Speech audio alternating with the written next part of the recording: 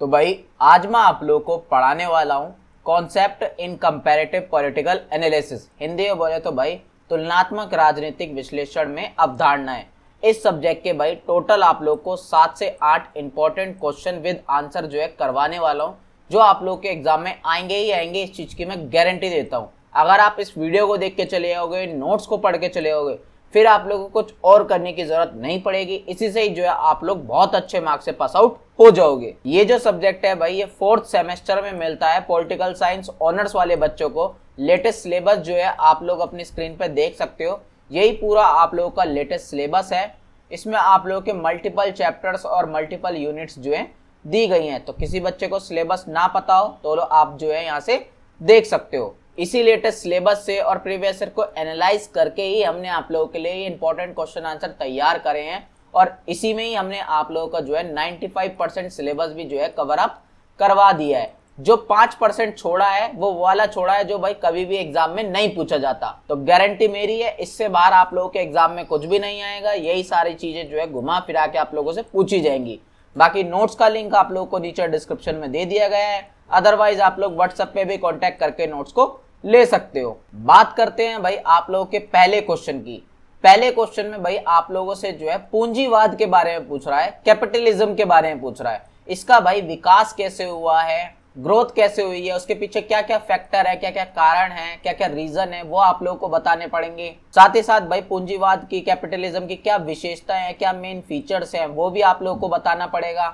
या भाई जो वैश्वीकरण है उसके टाइम पे भाई अलग अलग टाइप के पूंजीवाद जो है निकल के आए हैं, उसके अलग अलग रूप निकल के आए हैं। ग्लोबलाइजेशन के टाइम पे कैपिटलिज्म के अलग अलग फेज निकल के आए हैं, तो वो सब भी आप लोगों को बताना पड़ेगा। क्वेश्चन को अलग अलग टाइप से घुमा फिरा के पूछा जाता है, कंफ्यूज नहीं होना है। आंसर में वही लिख कर आना है जो मैं आप लोगों को समझाने जा रहा हूँ। तो सबसे पहले तो भाई आप लोगों को पूंजीवाद, कैपिटलिज्म का मतलब ही पता होना जरूरी है। इसका एक सिंपल सा मतलब है भाई, पूंजीवाद, कैपिटलिज्म एक ऐसा सिस्टम है, एक ऐसी व्यवस्था है जिसमें भाई देश में हर चीज जो है डिमांड और सप्लाई के ऊपर ही काम करती है। और देश में ज्यादातर चीजें जो है भाई वो गवर्नमेंट के कंट्रोल में नहीं होती है, बल्कि भाई लोगों के कंट्रोल में। जो बड़े बड़े अरबपति होते हैं, लखपति होते हैं, कैपिटलिस्ट होते हैं, पूंजी वाले लोग होते हैं, पैसे वाले लोग होते हैं। अब सबसे पहले तो भाई आप लोगों को पूंजीवाद, कैपिटलिज्म का मतलब जो है वो पता होना जरूरी है। उससे पहले भाई आप लोगों को पूंजी का मतलब पता होना जरूरी है, कैपिटल का मतलब पता होना जरूरी है। पूंजी का, कैपिटल का सिंपल मतलब होता है भाई पैसा, मनी। तो पूंजीवाद, कैपिटलिज्म पूरा क्या हुआ? पूरा पैसों का सिस्टम, पूरी पैसों की व्यवस्था। तो पूंजीवाद, कैपिटलिज्म भाई एक ऐसा सिस्टम है, एक ऐसी व्यवस्था है जिसमें भाई जो भी चीजें देश में हो रही हैं वो सब चीजें पैसों के अकॉर्डिंग होगी, पूंजी के अकॉर्डिंग होगी। और पैसा, पूंजी, कैपिटल कहां से आता है भाई? सब काम धंधों से आता है। तो जितने भी काम धंधे वगैरह होते हैं वो किस चीज पे वर्क करते हैं भाई? वो सब जो है डिमांड एंड सप्लाई पे वर्क करते हैं, कि जैसी डिमांड वैसा सप्लाई। और इस सिस्टम में भाई क्या होता है, सरकार की ज्यादा नहीं चलती है, बल्कि जो अमीर लोग होते हैं, अरबपति लोग होते हैं, उनकी चलती है। उनके अकॉर्डिंग ही सारी चीजें होती हैं। एग्जाम्पल के लिए भाई ये चीजें आजकल इंडिया में भी होती जा रही है, पूरी तरीके से नहीं हुई हैं, लेकिन कहीं ना कहीं भाई अमीर लोगों की जो है बहुत चलती है इंडिया में भी। जैसा वो चाहते हैं वैसा होता है। इस सिस्टम में जो भाई प्राइवेट कंपनी होती है, निजी कंपनी या प्राइवेट इंडिविजुअल जो बंदा होता है जिसके पास पैसा है, उनका ही बोलबाला होता है, उन्हीं के अकॉर्डिंग सब कुछ चलता है। हर चीज जो है डिमांड एंड सप्लाई पे वर्क करती है, कि जैसी डिमांड और वैसा ही सप्लाई। आई होप आप लोगों को पूंजीवाद का मतलब बहुत अच्छे समझ में आ गया होगा। आगे आप लोग जब इसके फीचर्स पढ़ोगे, विशेषता पढ़ोगे, और अच्छे से समझ में आ जाएगा। बाकी भाई एग्जाम में आप लोगों को जो है कुछ डेफिनेशन, कुछ परिभाषाएं भी जो है जरूर से लिखनी है। मिनिमम 3 डेफिनेशन, 3 परिभाषाएं याद कर लेना। एग्जाम में लिख दोगे तो मार्क्स अच्छे मिल जाएंगे, नहीं लिखोगे तो भी कोई दिक्कत नहीं है। अब बात करते हैं भाई पूंजीवाद की जो मुख्य विशेषताएं हैं, जो मेन फीचर्स हैं कैपिटलिज्म के, वो आप लोगों को पता होने जरूरी है। पहला मेन फीचर, पहली भाई मुख्य विशेषता ही ये है, खास बात ये है पूंजीवाद की, कि यहाँ पे भाई ज्यादातर चीजें जो है प्राइवेट होती हैं। फिर चाहे भाई उद्योग हो गया, व्यापार हो गया, भूमि हो गई, या उत्पादन के संसाधन हो गए, ज्यादातर चीजें प्राइवेट हाथों में होती हैं। लोग के अपनी पर्सनल कंपनी वगैरह के हाथों में होती हैं। इंडस्ट्रीज, ट्रेड, लैंड या मीन्स ऑफ प्रोडक्शन, ये सारी चीजें प्राइवेट कंपनीज होती हैं लोगों की पर्सनल होती हैं, सरकार के हाथों में भाई बहुत कम चीजें होती हैं। इसके साथ साथ जो भाई पूरा देश में सिस्टम चलता है वो भाई मार्केट के अकॉर्डिंग चलता है, बाजार के अकॉर्डिंग चलता है। जैसी डिमांड वैसा ही सप्लाई। जो चीजों की भाई कीमत तो होती है ना, जो रेट होता है चीजों का, वो भाई गवर्नमेंट डिसाइड नहीं करती है, बल्कि डिमांड और सप्लाई के ऊपर ये चीज डिसाइड होती है। जैसी डिमांड वैसी रेट होगा, वैसी कीमत होगी, और इसमें सरकार भी जो है कुछ भी नहीं कर पाती है। अब हर चीज भाई बाजार के अकॉर्डिंग, मार्केट के अकॉर्डिंग चलेगी, और हर चीजें जब प्राइवेट कंपनीज के हाथों में होंगी, प्राइवेट लोगों के हाथ में होगी, तो ऐसे में भाई कंपटीशन भी तगड़ा होगा, प्रतिस्पर्धा भी तगड़ी होगी वहां पे। क्योंकि एक कंपनी थोड़ी होती है, कंपनी तो बहुत सारी होती हैं, अलग अलग व्यापारी होते हैं, अलग अलग ट्रेडर्स होते हैं, जो भाई अपना अपना माल बनाते हैं, अपना अपना बेचते हैं, अलग अलग रेट पे बेचते हैं। कोई अच्छी क्वालिटी का बेचता है, कोई अच्छी क्वालिटी का नहीं बेचता। तो इसी तरीके से भाई इनके बीच में जो है कंपटीशन खूब दबा के चलता है, और इसी कंपटीशन की वजह से भाई नई नई टेक्नोलॉजी आती है, और इसी कंपटीशन की वजह से भाई नई नई टेक्नोलॉजी आती है, नई नई चीजों का इनोवेशन होता है। इसके साथ साथ भाई इस सिस्टम की एक और खास बात है। वो खास बात ये है कि यहाँ पे भाई जो अर्थव्यवस्था होती है ना, वो स्वतंत्र होती है, कि यहाँ पे भाई आर्थिक स्वतंत्रता होती है, इकोनॉमिक फ्रीडम होती है। इकोनॉमिक फ्रीडम, आर्थिक स्वतंत्रता का सिंपल मतलब हुआ कि भाई आप कोई भी काम जो है शुरू कर सकते हो, किसी भी चीज में पैसे लगा सकते हो, कोई भी भाई आप जो है बिजनेस वगैरह अपना खड़ा कर सकते हो। इस चीज की आप लोगों को फ्रीडम है। सरकार भाई आप लोगों को रोक टोक नहीं कर सकते कि आप यहाँ पे इतना पैसा क्यों लगा रहे हो, आप ये काम क्यों कर रहे हो, वगैरह वगैरह। इसके साथ साथ भाई यहाँ पे जो है मजदूरी प्रणाली होती है, वेजेस सिस्टम होता है, यानी कि सैलरी सिस्टम, सैलरी वगैरह दी जाती है भाई। यहाँ पे जो मजदूर होते हैं, जो वर्कर होते हैं, उन्हें, जो बड़े बड़े पैसे वाले लोग हैं भाई, उन्हीं के कंट्रोल में सारी चीजें होती हैं। वो बड़ी बड़ी कंपनी खड़ी करके बैठ देते हैं, और उनके पास जो वर्कर काम करते हैं उन्हें भाई वो जो है कम से कम सैलरी देकर ज्यादा से ज्यादा मुनाफा कमाने की सोचते हैं। और ये जो सैलरी वगैरह है ना, ये सब भाई आपके काम के ऊपर डिसाइड होती है, कैसा आप काम कर रहे हो, कैसी आपके पास स्किल्स हैं, इन सब चीजों के ऊपर ही डिसाइड होती है। और ये चीज तो भाई मैं आप लोगों को बता ही चुका हूँ कि इस सिस्टम में जो है भाई सरकार का जो है हस्तक्षेप कम होता है, लिमिटेड गवर्नमेंट इंटरवेंशन होता है। यानी कि गवर्नमेंट जो है आप लोगों के काम में टांग नहीं अड़ाती है। कम से कम चीजें गवर्नमेंट के हाथ में होती है, और गवर्नमेंट की कम चलती है इस सिस्टम में। इसका एग्जाम्पल जो है भाई आप लोग अमेरिका ले सकते हो। अमेरिका में अक्सर ऐसा होता है, और धीरे धीरे इंडिया में भी ये सिस्टम आता जा रहा है। यह सच्चाई बोले तो ओवरऑल रियलिटी ये है कि भाई दुनिया के सभी देशों में जो है धीरे धीरे ये चीजें बहुत ज्यादा बढ़ रही हैं। अब ये क्यों बढ़ रही हैं भाई, इसका विकास कैसे हो रहा है, इसका राइज कैसे हो रहा है, डेवलपमेंट कैसे हो रहा है, इस चीज की शुरुआत कहाँ से हुई है, ये सब भी तो पता होना जरूरी है ना। उसके पीछे कारण क्या है, क्या क्या फैक्टर्स हैं, क्या क्या रीजन है, ये भी पता होना चाहिए। तो पहला तो रीजन भाई सबसे बड़ा यही है कि सामंतवाद का भाई पतन हो गया, फ्यूडलिज्म जो है उसका डिक्लाइन हो गया। सामंतवाद, फ्यूडलिज्म, ये होता क्या है भाई, आपने देखा होगा भाई पहले के टाइम पे कोई भी फैक्ट्री वगैरह नहीं होती थी, कोई भी कंपनी वगैरह नहीं होती थी। लोग जो है भाई खेती बाड़ी वगैरह करते थे, जमीनों पर कृषि वगैरह करते थे, एग्रीकल्चर वगैरह करते थे, किसान वगैरह होते थे उस टाइम पे। तो उस टाइम पे भी भाई क्या होता था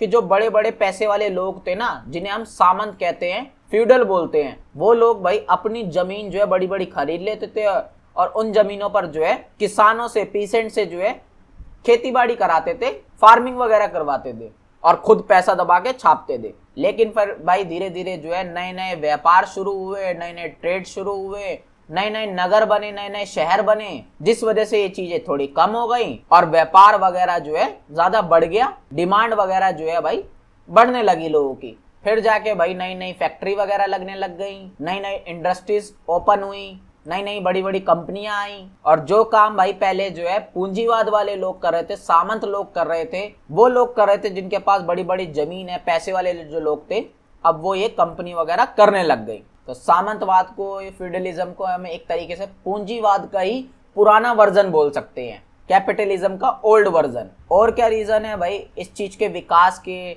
डेवलपमेंट के, ये जो आया पूंजीवाद, कैपिटलिज्म, तो भाई व्यापार वगैरह बढ़ा, वाणिज्य वगैरह बढ़ा, कॉमर्स, ये चीजें जो है बहुत ज्यादा एक्सपेंड हुई 15वीं और 16वीं शताब्दी में। व्यापार, ट्रेड वगैरह जो है पहले जहां अपने देशों में होता था, धीरे धीरे जो है भाई ये बाहर के देशों में भी होने लग गया, जिस वजह से भाई पूंजीवाद, कैपिटलिज्म और ज्यादा बढ़ा। फिर आगे चल के भाई औद्योगिक क्रांति हुई, इंडस्ट्रियल रेवोल्यूशन हुआ 18th सेंचुरी में। इस टाइम तक जो काम भाई पहले हाथ से हुआ करते थे, इंसान खुद करते थे, अब वो भाई फैक्ट्री वगैरह में होने लग गए, मशीन वगैरह करने लग गई। नए नए भाई आविष्कार हुए इस टाइम पे, नए नए जो है टेक्नोलॉजी आई और सारी चीजें पूरी तरीके से बदल गई। अब सारे काम जो है फैक्ट्री वगैरह में, कंपनी वगैरह में होने लग गए। फिर इसके साथ साथ भाई जो बैंकिंग सिस्टम है या वित्तीय संस्थाएं वगैरह हैं, बैंकिंग फाइनेंशियल इंस्टीट्यूशंस हैं, इनका भी डेवलपमेंट हुआ। पहले बैंक वगैरह जो है ज्यादा डेवलप नहीं होते थे भाई,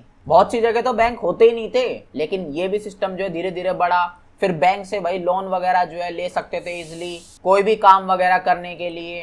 तो फिर ये चीजें जो है और ज्यादा बढ़ती चली गई। फिर भाई साइंस ने भी तरक्की करी बहुत ज्यादा, टेक्नोलॉजी नई नई आई, नए नए आविष्कार हुए, जैसे कि भाई रेल बनी, जहाज बने, टेलीग्राम बने। इन सब चीजों से जो भाई प्रोडक्शन छोटे लेवल पे हो रहा था, अब वो बहुत बड़े लेवल पे होने लग गया और उसकी डिमांड भी जो है बड़े लेवल पे होने लग गई। अब फिर आज के टाइम पे देखेंगे, मॉडर्न टाइम पर देखेंगे, फिर भाई वैश्वीकरण का युग है, ग्लोबलाइजेशन का टाइम है। सारे जो देश है पूरी दुनिया में, सब आपस में जो है कनेक्ट हैं। सारे देश एक दूसरे के साथ व्यापार कर रहे हैं, ट्रेड कर रहे हैं। पूरी दुनिया की जो अर्थव्यवस्था है, इकोनॉमी है, वो आपस में कनेक्ट है। सारे देश जो है एक दूसरे के ऊपर डिपेंड हो रहे हैं। तो इन सब चीजों से भी जो है भाई कैपिटलिज्म, पूंजीवाद बहुत ज्यादा बढ़ा। आई होप आप लोगों को जो है रीजन सारे समझ में आ चुके होंगे। अब ग्लोबलाइजेशन से पूंजीवाद के कौन से नए नए रूप निकल कर आए हैं कैपिटलिज्म के वैश्वीकरण की वजह से, ये सब आप लोगों को एक्सप्लेन करना है। तो ये फटाफट आप लोगों को एक्सप्लेन करता हूँ। सबसे पहला जो नया फेस निकल कर आया भाई कैपिटलिज्म का, पूंजीवाद का वैश्वीकरण की वजह से, वो ये निकल के आया कि भाई मुक्त बाजार व्यवस्था जो है वो बहुत ज्यादा एक्सपेंड हो गई है। मार्केट सिस्टम जो है, ये फ्री ट्रेड सिस्टम जो है बहुत ज्यादा बढ़ गया है आजकल। कहाँ भाई पहले के टाइम पे सरकार जो है रोक टोक करती थी, टैक्स वगैरह लगाती थी व्यापार वगैरह पे, ट्रेड वगैरह पे। ये सब चीजें आज के टाइम पे पूरी खत्म हो गई हैं। दूसरे देश के भी भाई आकर जो है लोग कंपनीज वगैरह खोल रहे हैं हमारे देशों में, वहां पे काम धंधा वगैरह कर रहे हैं, क्योंकि उन्हें फ्रीडम मिल गई है, स्वतंत्रता मिल गई है। जो पहले भाई कंपनीज वगैरह होती थी वो क्या करती थी भाई, अपने देश में ही माल बनाती थी, फिर दूसरे देशों में बेचती थी। लेकिन आज के टाइम पे भाई वो जो है उसी देश में आके बस गई हैं, वहीं पे आके कंपनी वगैरह उन्होंने खोल लिया और वहीं पे वो फैक्ट्रियों में प्रोडक्ट वगैरह उनका बन रहा है। इसके साथ साथ भाई बहुराष्ट्रीय कंपनियों का बहुत ज्यादा विकास हो रहा है। मल्टीनेशनल जो कंपनीज होती हैं, जो अलग अलग देशों से भाई कंपनियां आती हैं, अलग अलग देशों में अपना व्यापार खोल के बैठी होती हैं, ट्रेड खोल के बैठी होती हैं, अपनी कंपनीज खोल के बैठी होती है, फैक्ट्रीज वगैरह खोल के बैठी होती है। फॉर एग्जांपल भाई मैकडोनल्ड आप जाते होगे, अमेजोन देखा होगा आपने, डोमिनोज देखा होगा। इनके आउटलेट क्या भाई आप लोग को एक ही देश में मिलेंगे? नहीं भाई, बहुत सारे देशों में है। तो ये भी भाई एक पूंजीवाद का ही एग्जाम्पल है, कैपिटलिज्म का ही एग्जाम्पल है, जो वैश्वीकरण की वजह से कहीं ना कहीं निकल कर आया सामने। इसके साथ साथ भाई जो निजीकरण है, उदारीकरण है, वो बहुत ज्यादा बढ़ गया है। प्राइवेटाइज हो रही हैं भाई सारी चीजें, लिबरल हो रही हैं। भारत में भी भाई जो चीजें पहले जो है गवर्नमेंट के हाथों में होती थी, सरकारी हाथों में होती थी, वो सारी चीजें आजकल के टाइम पे जो है प्राइवेट होती जा रही है हर चीज। इसके साथ साथ भाई जो पूंजी है, पैसा है, और जो टेक्नोलॉजी है, तकनीक है, कैपिटल है, इन सब का क्या हो रहा है भाई, वैश्विक प्रवाह हो रहा है, ग्लोबल फ्लो हो रहा है। अब ग्लोबलाइजेशन का मतलब ही ये होता है कि भाई पूरा विश्व जो है आपस में कनेक्ट हो गया है, पूरी दुनिया आपस में कनेक्ट हो गई है, एक देश दूसरे देश के साथ जो है पूरा डिपेंड हो गया है। तो टेक्नोलॉजी भी भाई एक देश से दूसरे देश में जा रही है, पैसा भी एक देश से दूसरे देश में आ जा रहा है, जिस वजह से पूंजीवाद बढ़ता जा रहा है, कैपिटलिज्म बढ़ता जा रहा है। और ये सब चीजें किस वजह से हो रही हैं? ये ग्लोबलाइजेशन की वजह से हो रही है, वैश्वीकरण की वजह से हो रही है। इसके साथ साथ भाई उपभोक्तावाद जो है वो भी बहुत ज्यादा बढ़ रहा है, कंज्यूमरिज्म बहुत ज्यादा इंक्रीज हो रहा है। जो कंपनियां होती हैं वो भाई नए नए प्रोडक्ट बनाती हैं कंज्यूमर को, उपभोक्ता को, खरीदने वालों को लुभाने के लिए, और हम लोग जो है नए नए प्रोडक्ट खरीदते हैं, उनके पीछे भागते हैं, और कंपनी इस चीज से मुनाफा कमा रही है, फायदा कमा रही है। एग्जाम्पल के लिए भाई आप लोग जो है एप्पल को देख सकते हो। भाई एप्पल जो है भाई अपना हर साल कोई ना कोई नया प्रोडक्ट जो है लॉन्च कर देता, फोन जो है सेम प्रोडक्ट में अपडेट कर करके जो है पैसा खूब छाप रहा है। तो सारा सिस्टम जो है वो उपभोक्तावाद वाला बन गया है, कंज्यूमरिज्म वाला बन गया है। पूरा कल्चर ही भाई कंज्यूमर के अकॉर्डिंग होने लग गया है। आई होप आप लोगों को जो है सारी चीजें बहुत अच्छे समझ में आ गई होंगी। लास्ट में जो है एक निष्कर्ष कंक्लूजन ऐड करना, आप लोगों का आंसर कंप्लीट हो जाएगा। दूसरे क्वेश्चन में भाई आप लोगों से जो है उपनिवेशवाद के बारे में पूछेगा, कॉलोनियलिज्म के बारे में पूछेगा। इसके अगेंस्ट में जो मूवमेंट हुए, एंटी कॉलोनियल मूवमेंट्स जो हुए, उसके बारे में आप लोगों को बताना पड़ेगा। जो इसके विरोध में आंदोलन हुए वो आप लोगों को बताने पड़ेंगे। कभी कभी भाई आप लोगों से जो है उत्तर औपनिवेशिकवाद के बारे में पूछ लेता है, पोस्ट कॉलोनियलिज्म के बारे में पूछ लेता है और बोल देता है कि भाई इसके कॉन्टेक्स्ट में संवैधानिकता के बारे में बताओ, कॉन्स्टिट्यूशनलिज्म के बारे में बताओ। या एग्जाम में भाई आप लोगों से जो है वी उपनिवेशीकरण के बारे में पूछता है, डी कॉलोनियलिज्म के बारे में भी पूछता है। क्वेश्चन को अलग अलग टाइप से घुमा फिरा के आप लोगों से एग्जाम में पूछा जाता है। कंफ्यूज नहीं होना है, आंसर में वही लिख कर आना है जो मैं आप लोगों को पढ़ाने वाला हूँ। अब सबसे पहले तो भाई आप लोगों को जो है उपनिवेशवाद, कॉलोनियलिज्म का मतलब जो है पता होना जरूरी है। इसका सिंपल सा मतलब होता है भाई, जब कोई एक देश जो है वो दूसरे कमजोर देश को अपना गुलाम बना लेता है, उसे अपने कंट्रोल में कर लेता है और फिर भाई उस देश का जो है फायदा उठाता है बहुत ज्यादा, तो इसी सिस्टम को भाई हम बोलते हैं कॉलोनियलिज्म या उपनिवेशवाद। कभी कभी एग्जाम में भाई औपनिवेशिकवाद भी बोल देता है, तो कंफ्यूज नहीं होना है, उपनिवेशवाद या औपनिवेशिकवाद दोनों सेम ही है। एग्जाम्पल के लिए भाई जो ब्रिटिश लोग थे, जो अंग्रेज थे, उन्होंने भाई भारत को भी जो है गुलाम बनाया था, हमें भी गुलाम बनाया था, हमारे ऊपर कंट्रोल करा था, रूल करा था। तो वो भी भाई एक कॉलोनियलिज्म का ही उदाहरण है, उपनिवेशवाद का ही उदाहरण है। और ये चीजें भाई सबसे पहले जो स्टार्ट करी थी ना, वो यूनाइटेड किंगडम यानी कि ब्रिटेन ने, फ्रांस ने, पोर्चुगल ने, स्पेन ने, इन सारे देशों ने जो है ये चीज सबसे पहले स्टार्ट करी थी। और धीरे धीरे करके दुनिया के जो बाकी सारी कंट्रीज हैं, जो देश हैं, उनको भाई अपना गुलाम बनाना शुरू कर दिया था। जैसे कि भाई अफ्रीका के देशों को गुलाम बनाया गया, लैटिन अमेरिका को गुलाम बनाया गया, एशिया के बहुत सारे देशों को गुलाम बनाया गया, जिसमें भारत भी आता है भाई। जो गुलाम कंट्री होती है ना भाई, उनको हम उपनिवेश भी बोलते हैं, कॉलोनी भी बोलते हैं। अब आप लोगों को भाई उत्तर औपनिवेशवाद का भी मतलब जो है पता होना जरूरी है। पोस्ट कॉलोनियलिज्म क्या होता है ये भी आप समझ लो। अब जब भाई कोई देश किसी देश को गुलाम बनाएगा, फिर भाई वो देश जो है कभी ना कभी तो आजाद होगा ना। जैसे भारत भी भाई आजाद हुआ, फ्रीडम मिली हमें भी भाई 1947 में, ब्रिटिश लोगों की गुलामी से, अंग्रेजों की गुलामी से। लेकिन भाई कहीं ना कहीं उस चीज का जो प्रभाव है, उस चीज का जो इम्पैक्ट है, वो हमारे आज के टाइम तक हमें देखने के लिए मिलता है। हमारी सोसाइटी में, हमारी पॉलिटिक्स में, हमारी इकोनॉमी में, हमारे कल्चर में, समाज में, राजनीति में, आर्थिक व्यवस्था में, संस्कृति में, यहाँ तक कि हमारी भाषा में, हर चीज में उस चीज का आज भी प्रभाव जो है देखने के लिए मिलता है। तो जो भी लोग भाई, तो इन सारे प्रभावों का ही भाई जो अध्ययन किया जाता है, जो स्टडी की जाती है, वो किस सब्जेक्ट में की जाती है भाई? वो करी जाती है पोस्ट कॉलोनियलिज्म सब्जेक्ट में, उत्तर औपनिवेशिकवाद विषय में। ये भाई एक तरीके की विचारधारा भी है, एक तरीके की थ्योरी भी है। जो लोग भाई इस विचारधारा को, इस थ्योरी को फॉलो करते हैं, ऐसी सोच रखते हैं, तो वो भाई गुलाम देशों पर क्या क्या इम्पैक्ट पड़ा है इन सब चीजों का, इन सब चीजों के बारे में स्टडी करते हैं, उन चीजों के बारे में पढ़ते हैं, जानने की कोशिश करते हैं। अब लास्ट भाई आप लोगों को जो है वी उपनिवेशीकरण का भी मतलब जो है पता होना जरूरी है, डीकोलोनाइजेशन का मतलब भी पता होना जरूरी है। इसका भाई सिंपल मतलब होता है, मैं आप लोगों को समझाने की कोशिश करता हूं कैसे। मैंने आप लोगों को बताया भाई कि एक देश जब दूसरे देश को गुलाम बना लेता है तो इसे हम क्या कहते हैं? उपनिवेशवाद बोलते हैं, कॉलोनियलिज्म बोलते हैं। लेकिन वही देश भाई जब गुलामी से आजाद हो जाता है, उसे फ्रीडम मिल जाती है, आजादी मिल जाती है, तो उसी प्रोसेस को, जो आजादी मिलने का पूरा प्रोसेस था, पूरा जो काम था, प्रक्रिया थी, उसी को हम वी उपनिवेशीकरण कहते हैं, डीकोलोनाइजेशन कहते हैं। एग्जाम्पल के लिए भाई हमने अपनी आजादी की लड़ाई जो है 1857 से लड़नी शुरू कर दी थी। पहली बार हमने रिवोल्ट जो किया था, क्रांति जो करी थी, वो 1857 में करी थी। और तब से लेके भाई 1947 तक हमने जो है अपनी आजादी की लड़ाई के लिए क्रांति करी, रिवोल्ट किया। तो इस टाइम में भाई जो जो हमने काम करे अपनी आजादी के लिए, जो जो लड़ाइयां लड़ी हैं, जो जो चीजें करी हैं, इस सारे प्रोसेस को ही हम क्या बोलते हैं? वी उपनिवेशीकरण, डीकोलोनाइजेशन। आई होप आप लोगों को जो है तीनों वर्ड का मतलब बहुत अच्छे से समझ में आ गया होगा। अब भाई आप लोगों से जो है डेफिनेशन भी लिखने के लिए बोलता है एग्जाम में, नहीं भी बोलेगा आप लोग जो है तब भी डेफिनेशन, परिभाषा जो है लिखना। मिनिमम 3 जो है याद करके चले जाना, 3 लिख देते हो एग्जाम में तो भाई मार्क्स अच्छे मिल जाएंगे, बढ़िया वाले।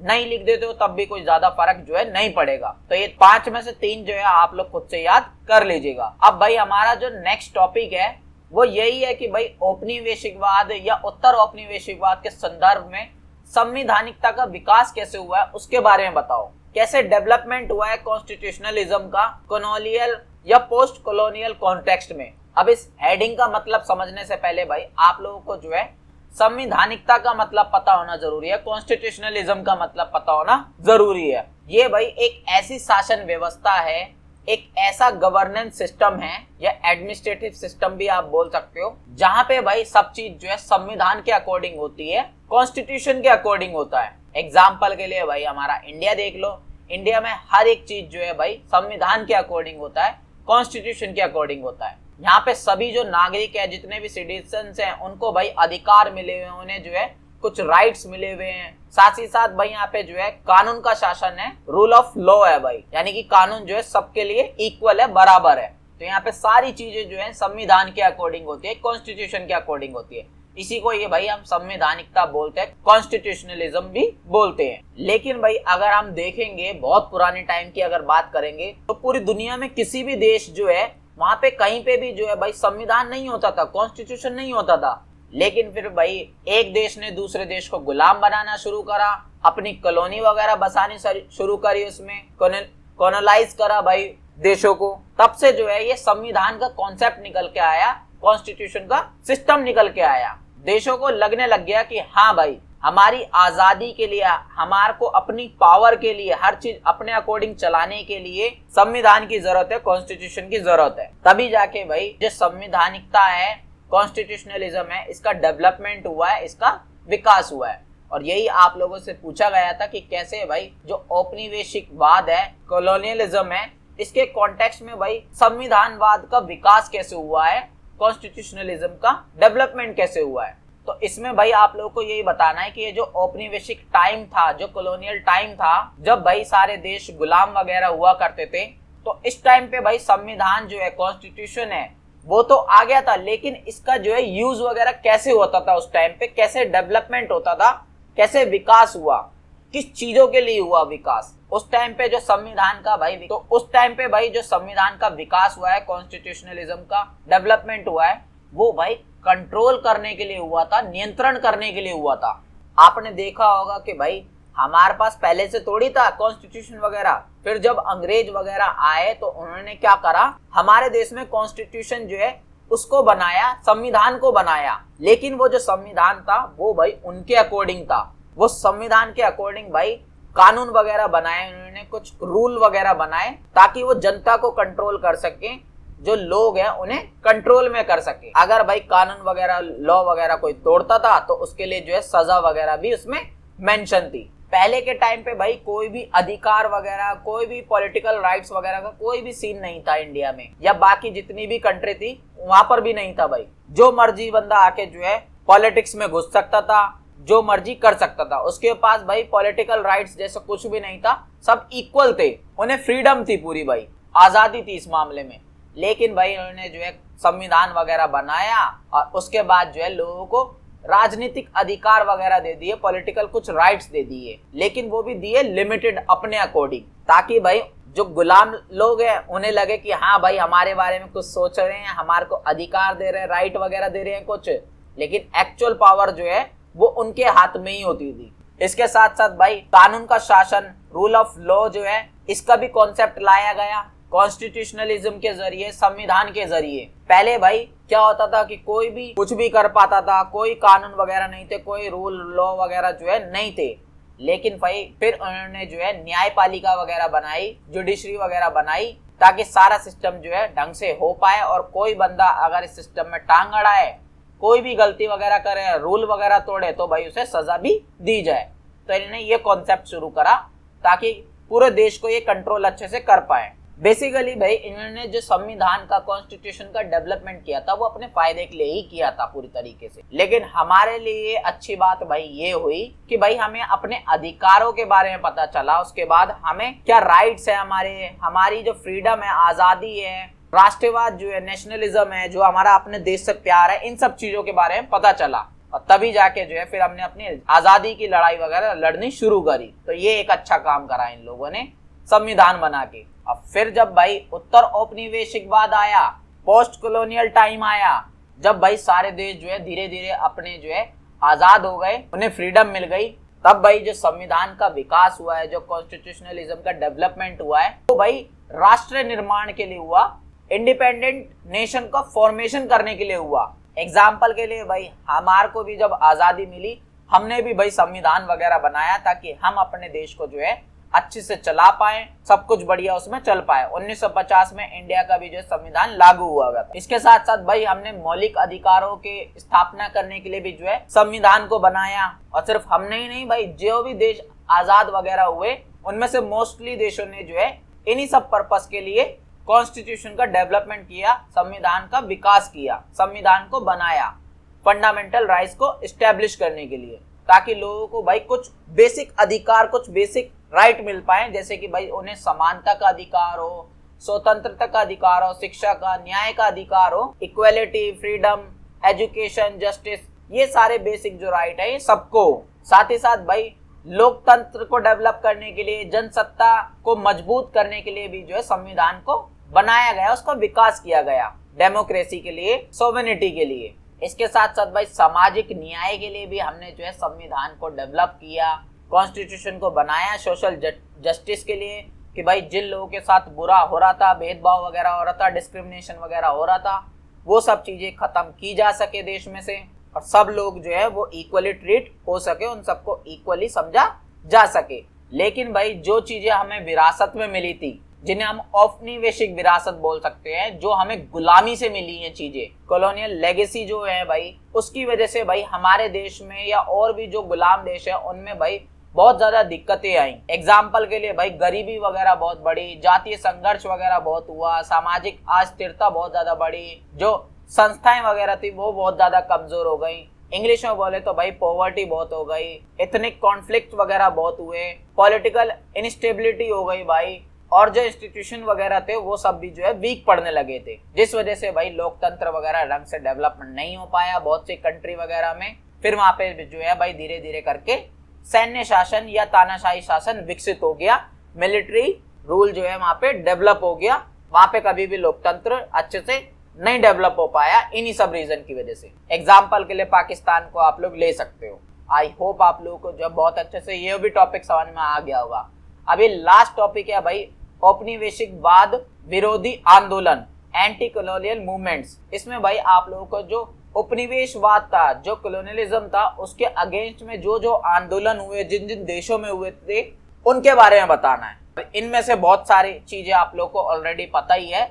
जैसे भारत के बारे में भाई आप लोगों को पता है कि कैसे महात्मा गांधी या और भी स्वतंत्रता सेनानियों ने जो है हमारी आजादी की लड़ाई लड़ी। इसी तरीके से भाई अमेरिका में भी हुआ, अल्जीरिया में भी हुआ, वियतनाम में भी हुआ, दक्षिण अफ्रीका में भी हुआ, और भी बहुत सारे देशों में हुआ। तो ये चीज जो है आप लोग खुद से पढ़ लीजिएगा, ज्यादा टफ नहीं है, बहुत ही ज्यादा इजी है, ये आप लोग के लिए होमवर्क है। लास्ट में भाई बस एक जो है निष्कर्ष कंक्लूजन ऐड कर देना, आप लोग का आंसर यहाँ पे कंप्लीट हो जाएगा। तीसरे क्वेश्चन में भाई आप लोगों से राष्ट्रवाद के बारे में पूछेगा, नेशनलिज्म के बारे में पूछेगा। बेनेडिक्ट एंडरसन, इनका भाई राष्ट्रीय और राष्ट्रवाद के ऊपर जो सिद्धांत है उसके बारे में आप लोगों को बताना पड़ेगा। जो इनकी थ्योरी है नेशन और नेशनलिज्म के ऊपर, वो आप लोगों को एक्सप्लेन करनी पड़ेगी। साथ ही साथ भाई जो गांधी जी की अवधारणा है राष्ट्रवाद के ऊपर, वो भी आप लोगों से पूछ लेता है। जो कॉन्सेप्ट है भाई गांधी जी का नेशनलिज्म को लेकर, जो व्यूज हैं, जो विचार है उनके, वो आप लोग को बताने पड़ेंगे। अलग अलग टाइप से क्वेश्चन घुमा फिरा के पूछता है, कंफ्यूज आप लोग को नहीं होना है।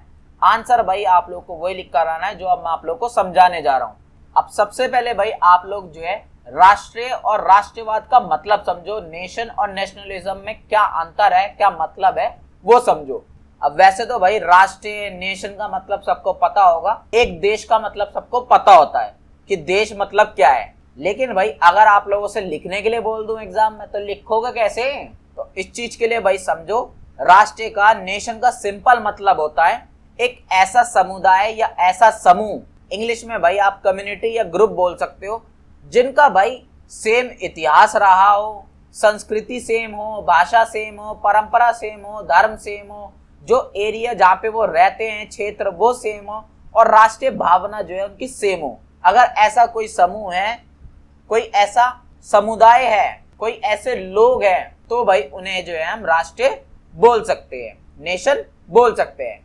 इंग्लिश में बोले तो भाई एक ऐसा ग्रुप या कम्युनिटी हो जिनकी भाई कॉमन हिस्ट्री रही हो, कल्चर उनका कॉमन हो, लैंग्वेज उनकी कॉमन हो, ट्रेडिशंस उनके कॉमन हो, रिलीजन, रीजन जहाँ पे वो रहते हैं, और नेशनल फीलिंग, अपने देश को लेके प्यार भी जो है वो भी कॉमन हो। तो ऐसे जो कम्युनिटी होती है, जो ऐसे ग्रुप होते हैं, जो ऐसे लोग होते हैं, उन्हें हम बोल देते हैं भाई नेशन या राष्ट्र। आई होप आप लोग को समझ में आ गया होगा कि कैसे आप लोग को जो है एग्जाम में लिखना है। इन लोगों के बीच भाई एकता बहुत ज्यादा होती है, यूनिटी बहुत ज्यादा होती है। ये साथ में मिलकर रहते हैं और अपने नेशन के लिए, अपने देश के लिए लड़ मरने के लिए तैयार हो जाते हैं। एग्जाम्पल भाई आप लोग जो है हम भारतीयों के ही ले सकते हो, इंडियंस के ले सकते हो। मैं एक चीज और बता दूं भाई, एक नेशन होने के लिए, एक राष्ट्र होने के लिए भाई 4 चीजें बहुत ज्यादा इंपॉर्टेंट है। अगर ये 4 चीजें नहीं होंगी तो भाई आप लोग जो है उस जगह को, उस ग्रुप को, उस कम्युनिटी को नेशन नहीं बोल सकते, राष्ट्र नहीं बोल सकते। वो 4 चीजें क्या है भाई? सबसे पहला तो भाई जमीन, जो भूमि होती है, जो रीजन होता है, वो होनी जरूरी है। दूसरी चीज जो है भाई वो होना जरूरी है लोग जो उस जमीन पर रहेंगे। तीसरी चीज भाई जो है हमारी संप्रभुता, इंग्लिश में बोले तो भाई सोवरेनिटी, यानी कि अपनी पावर, खुद की पावर होनी जरूरी है भाई हमारे पास। और जो चौथी चीज है वो है भाई सरकार, गवर्नमेंट। अगर ये 4 चीजें हैं तो भाई आप उसको जो है देश बोल सकते हो, राष्ट्र बोल सकते हो, नेशन बोल सकते हो। आई होप आप लोगों को नेशन का, राष्ट्र का मतलब जो है बहुत अच्छे से समझ में आ चुका होगा। अब राष्ट्रवाद का क्या मतलब है, नेशनलिज्म का क्या मतलब है? इसका सिंपल मतलब है भाई अपने देश के लिए प्यार होना, फीलिंग होना। जो हम लोग भाई अपने देश के लिए लड़ मिटने के लिए तैयार हैं, इसी फीलिंग को, इसी भावना को जो है हम राष्ट्रवाद बोलते हैं, नेशनलिज्म बोलते हैं। तुम लोगों को भाई अपने देश के ऊपर गर्व होगा, बहुत ज्यादा प्राइड होगा। इसी फीलिंग को जो है हम राष्ट्रवाद बोलते हैं, नेशनलिज्म बोलते हैं। यहाँ पे भाई तुम लोग स्वतंत्रता के साथ रहते हो, लिबर्टी के साथ रहते हो, इंडिपेंडेंट हो पूरी तरीके से, सारे लोग मिलके जो है यूनिटी बना के रखते हैं, भाईचारे के साथ रहते हैं। इसी फीलिंग को जो है हम राष्ट्रवाद बोलते हैं, नेशनलिज्म बोलते हैं। और देश को भाई हम सबसे ऊपर मानते हैं, यही जो है राष्ट्रवाद है। अब ये भी भाई आप लोगों के जो है 2 टाइप के होते हैं। पहला है भाई आप लोगों का जो है सजातीय राष्ट्रवाद, एथनिक नेशनलिज्म, और दूसरा है भाई नागरिक राष्ट्रवाद, सिविक नेशनलिज्म। अब इन दोनों में भाई अंतर क्या है तो मैं समझाता हूँ। सबसे पहले भाई सजातीय राष्ट्रवाद, एथनिक नेशनलिज्म क्या है वो समझते हैं। आपने भाई बहुत से देश ऐसे देखे होंगे जहाँ पे भाई सारे जो लोग हैं वो भाई समान जाति के होते हैं, एक ही भाषा बोलते हैं, संस्कृति भी एक होती है, धर्म भी उनका एक ही होता है, वंश वगैरह हर चीज जो है सब कॉमन होता है उनका। Ethnicity, language, culture, religion, ancestor जो है सब कुछ एक ही होता है। ऐसे जो देश होते हैं, जो अपने देश से प्यार करते हैं वहां के लोग, उन्हें बोल देते हैं भाई हम सजातीय राष्ट्रवाद, एथनिक नेशनलिज्म। जिस देश में भाई कोई भी दूसरे जाति के, दूसरे लैंग्वेज के, दूसरे रिलीजन के लोग नहीं होते हैं और वो दूसरों को कुछ समझते भी नहीं है। वो सिर्फ भाई अपनी जो कल्चर के लोग होते हैं, जो अपनी लैंग्वेज बोलने वाले लोग होते हैं, जो अपने रिलीजन के लोग होते हैं, उन लोगों को ही सपोर्ट करते हैं और उनके देशों को ही सपोर्ट करते हैं और उन्हें ही अपने लोग मानते हैं। तो ऐसी जो फीलिंग होती है देश के लोगों में, इसे ही बोलते हैं एथनिक नेशनलिज्म, सजातीय राष्ट्रवाद। लेकिन भाई दूसरा होता है हमारा नागरिक राष्ट्रवाद, सिविक नेशनलिज्म। इसमें भाई जो देश होता है ना, उसकी पहचान ही अलग तरीके से होती है। फॉर एग्जाम्पल भाई वहाँ के नागरिकों से पहचान होती है, वहाँ की संविधान से पहचान होती है, कानून से, नागरिक जो मूल्य होते हैं राजनीतिक, उनसे पहचान होती है। जो कॉन्स्टिट्यूशन होता है, जो सिटीजनशिप होती है, जो लॉ होते हैं, पॉलिटिकल वैल्यूज होती है, इन सब चीजों से किसी देश की पहचान होती है। इन सारी चीजों को भाई सबसे ज्यादा ऊपर माना जाता है, इन सारी चीजों को सबसे ज्यादा प्रायोरिटी दी जाती है। तो ऐसे ही नेशनलिज्म को हम सिविक नेशनलिज्म बोलते हैं, नागरिक राष्ट्रवाद बोलते हैं। यहाँ पे भाई जो जाति, धर्म, भाषा, संस्कृति जो है, इनको ज्यादा इंपॉर्टेंस नहीं दी जाती, बल्कि जो अधिकार है नागरिकों के, जो लोकतंत्र है, इनको ज्यादा इंपॉर्टेंस दी जाती है। डेमोक्रेसी, राइट्स वगैरह को ज्यादा इंपॉर्टेंस दी जाती है। आई होप आप लोगों को जो है दोनों तीनों सबका बहुत अच्छे से मतलब समझ में आ गया होगा। एग्जाम में भाई राष्ट्रवाद की कुछ डेफिनेशन, कुछ परिभाषा लिख दोगे तो मार्क्स आप लोगों को अच्छे मिल जाएंगे। मिनिमम 3 लिखनी होती हैं, और अगर नहीं लिख पाते तब भी भाई कोई दिक्कत नहीं है। अब भाई एंडरसन का क्या सिद्धांत है राष्ट्रीय और राष्ट्रवाद को लेके, उसके बारे में आप लोग को समझना है। एग्जाम में आप लोगों को लिखना पड़ेगा कि एंडरसन की क्या थ्योरी है नेशन और नेशनलिज्म को लेकर। तो सबसे पहले तो भाई जो इन्होंने अपनी ये थ्योरी दी है, जो सिद्धांत दिया है, जो अपने बात बताई है राष्ट्रीय राष्ट्रवाद को लेकर, ये इन्होंने भाई अपनी बुक में लिखी थी। इनकी बुक का नाम क्या है भाई, बहुत ज्यादा फेमस है, इमेजिन्ड कम्युनिटीज। ये इनकी बुक का नाम है, याद रखना।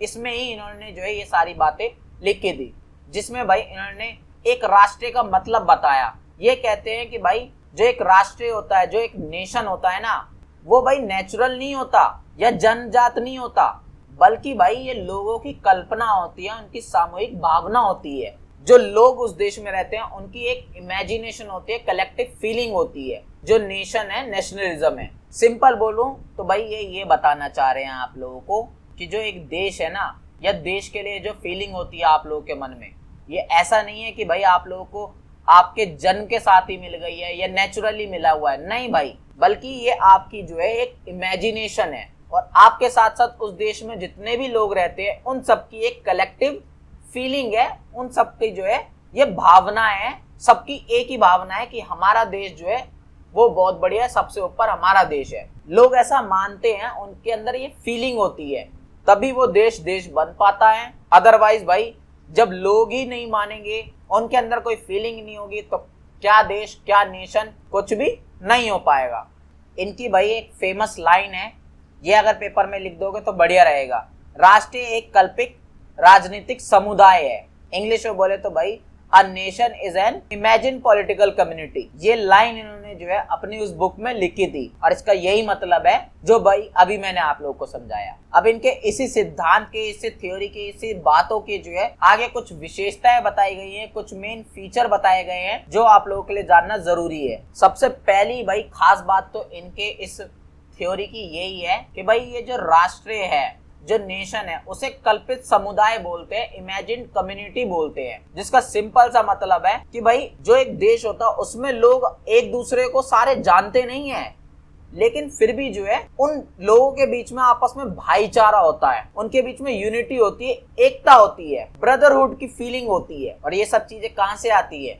उनकी भाई इतिहास से, हिस्ट्री से, उनके कल्चर से, उनके राष्ट्रीय जो प्रतीक होते हैं, जो नेशनल सिंबल्स होते हैं, उनसे आती है फीलिंग उनके अंदर यूनिटी की। दूसरी खास बात भाई ये है इनकी इस थ्योरी की, इस सिद्धांत की, कि भाई ये कहते हैं कि सभी जो राष्ट्र होते हैं, जो नेशंस होते हैं, उनकी भाई एक लिमिट होती है। ऑब्वियस सी बात है भाई, जैसे मान लो ये हमारा देश है, ये और भी देश है जो भाई हमारे आस पड़ोस के हैं।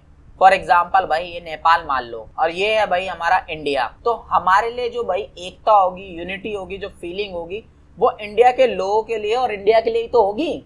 ऐसा थोड़ी नेपाल के लिए हो जाएगी, नहीं, नेपाल के लिए क्यों रहेगी? हमारे लिए हमारा देश सबसे पहले है, सबसे ऊपर है, और उसके लोग भी हमारे लिए सबसे ज्यादा इंपॉर्टेंट है। तो यही समझाना चाह रहे हैं कि ये जो है लिमिट होती है। आगे भाई इनकी एक और खास बात है इनके सिद्धांत की, वो ये है कि भाई ये सोवेनिटी, जो संप्रभुता है, जो पावर है पूरे देश की, ये कहते हैं कि भाई जनता के हाथों में होनी चाहिए, लोगों के हाथों में होनी चाहिए वो पावर, वो सोवेनिटी, वो संप्रभुता। कोई राजा वाजा या कोई साम्राज्य या कोई गवर्नमेंट के हाथ में वो पावर नहीं होनी चाहिए।